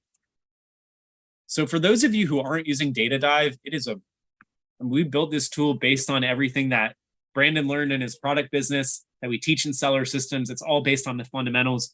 There is a pretty big learning curve, right? So imagine if you were to use Excel and you had never used it before, you'd be like, wow, this is super complicated. And so I do office hours 3 times a week, 1 session for North America, 1 session for Europe, and 1 session for Asia Pacific. And we cover a different topic. So it's an hour long. In the first 20 minutes, we cover a topic, and then we take Q&A for the remaining 40 minutes. So if you're a Data Dive user and you've never heard about office hours, you want to join. It's really good. This week, we're going through our enterprise tools. And so we're explaining how to set up your enterprise workflow.